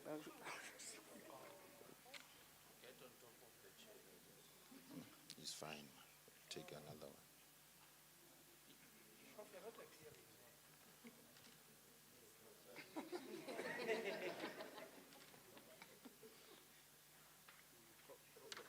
We want to put this picture in the report. Yes, please, thank you very much, colleagues, for the wonderful work that you have done. Now it's time for me to close this event. First of all, let me thank the Vice Chancellor of the University of Limpopo, Professor Matlho Mokgalo, for giving us this opportunity to have this successful event. And thank Prof. Mutiva, our DVC, Prof. Madaje, our DVC, Teaching and Learning, and also Prof. Sibanda for leading the FEC, and also all the FEC members, all the directors in the schools. I am thanking all these people because they are the ones who have been driving this particular event. The event, it started with the meetings, which are all these executive members, the faculty executive committee members, have deliberated on this issue until the decision was taken. The FEC, the Faculty Research Higher Degrees Committee, and the faculty board. This is where the event and the proposal, the decision was taken through all these committees. And for this particular event, people that I'm talking about are Professor Goma, Professor Mokwena, and Datem Jambezi, and Advocate Rapata, including our secretariat, Ndate Ramakhwahwa. I'm not going to call the names of the Faculty Research Higher Degrees Committee. They know themselves, but they contributed to the decision to have this particular conference. The organizing committee, for always having meetings, they don't ask when you call for a meeting. You know, Tuesday 11 or Thursday 10 o'clock, they will attend the meeting. And we'll always agree that the meeting should be every week, and they will attend. And meaning that the committee, after the decision was taken by the FEC, by the faculty board, then they started to work. And all directors, all the schools are represented in the committee. And meaning that we are doing this for the faculty. The team in the office of the executive director, doing all the admin, the PRs, and all other things that they have been doing. Marketing for the work that they have been doing throughout the event. We had some meetings before this event with marketing, and Ndate Ramakhwahwa for leading all the digital or to make sure that hybrid and other things, the live streaming is possible. Then let me also thank the program directors, Ndate Mjambezi again, Professor Rachidi, Mr. Njogo, for running the program in these 3 days. Prof. Goma for closing, and also Professor Van Niekerk for closing the session, the program yesterday. All session chairs, Professor Mazivandila, Professor Tsose, Professor H. van der Paul, and Professor B. van der Paul from UNISA, Ms. Kosa, and Professor S.K. Mokwena for running the session, Mr. Lebo from the University of Venda, and Ndate Baloyi from UNISA, and Sis Doreen from University of Venda, Ms. Matebula, our own, and Sisi Esther Shiro from UNISA. Thank you very much, colleagues, for making this conference, this event possible. All our guest speakers, you have seen them. They have given us new knowledge. They have contributed to the success of this. I'm talking about Professor Karen Maas from Netherlands, Professor Sipho Seepe. I'm talking about Professor Richard Zwane, and also Mr. Philippe Rakhwali. And Professor Nguna, Professor Matebula, and Dr. Galagala, and also Gibson Yirenda, and all those who are running in the back and making sure that things are going well. All universities who made it possible for their staff to come here. On first day when I was welcoming everyone, I said we have more than 10 universities on the program. It is just unfortunate that some they called to say my universities could not pay and so on and so forth. But they have that interest of joining us. All participants, our students, our supervisors, our staff, the work that you have contributed here is amazing. And please, we are having the second Faculty of Management and Law Conference, International Conference next year. We want to see you here again. Prof. Koma, Prof. Van Niekerk, please, all the time. Lastly, the range for sponsoring the game drive. I was told that game drive per person is 450.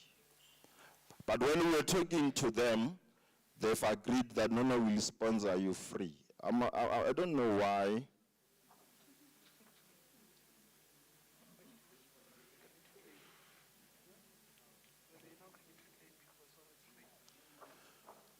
I don't know why some colleagues did not for game drive. There are nice animals in this yard, including lions. Maybe people were afraid that when they sign that indemnity form, because that form in itself, it says that if you have been eaten, then it is your responsibility. That's the reason maybe they did not go. But we say thank you to the range for sponsoring. Colleagues, I'm not going to waste your time. Moving forward, colleagues, all those who have presented, if you want your paper to be published in the conference proceedings, as part of the proceedings, please submit the full paper. I've seen that others already have submitted. But please submit your paper. We have proceedings, and we also have 2 special editions where we want to take your papers. The purpose is to make sure that we improve in terms of our output, increase the faculty output. Therefore, it is important for you to clean your paper and submit it. Never ever think that your paper is going to be reviewed by me. I'm not even part of the reviewers. We have about 40 people from different universities, the team that we have put together. Next week we are going to have a meeting. We're going to start to plan how we are going to distribute them for reviews so that before the end of the year, all the papers, all good papers, sorry that I said all papers, all good papers will then be published. Therefore, I'm not sure, committee members, what is it that I've missed in terms of this, Professor Nguna? Okay. Yes, we are going to look at all those papers, and those which are good are not going to be reviewed. I'm just a chairperson doing the admin and directing the committees. But there are, we have the editorial board, which consists of different people, international people, people from Africa and people from our own universities, who are going to review those papers. Then I was announcing that next year we are going to have second Faculty of Management and Law International Conference, and I promise you it will be better than now. This is the first time, this is the first one, but according to me, it was successful. Those who are saying it was successful should say it. It was. Thank you very much. FEMLIC was successful. Therefore, next year, we will make sure that it is far better than this year. To make it better than this year, we are going to send to all of you the evaluation form, where you are going to assist in contributing how we improve and make it better than this year. With those words, we have learned from what you have presented, and next year we are going to have about 4 tracks. Some people are calling it 4 tracks, but we are going to have 4 breakaway rooms, and experts will be in their rooms, other experts in another room, and so on and so forth, so that they engage each other. This year we're just testing and putting a tengwe and others in one room without checking who's presenting what. But colleagues, thank you very much. Thank you for coming, and thank you for staying for 3 days. Yeah, it feels like 3 years. For staying for 3 days, and one last, we're going to mingle again for the last time in this conference. From 6 o'clock, we have a gala dinner where we are going to have the last guest speaker of the conference who's going to share with us, who's going to contribute to the knowledge that we have already gained from this conference. Therefore, with those words, I'm saying thank you for attending. Let's see each other next year. We'll give you the date. Now we have all your contacts, and we are going to communicate with you. Thank you, colleagues.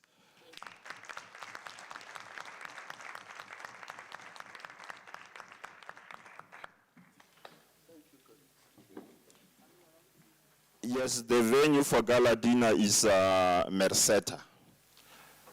Merseta is on the same street with the restaurant. But when you come from the gate, then it is straight, the door from the gate. But you can move from the restaurant towards your left if you are coming this direction. From reception, you go as if you are going to the restaurant, you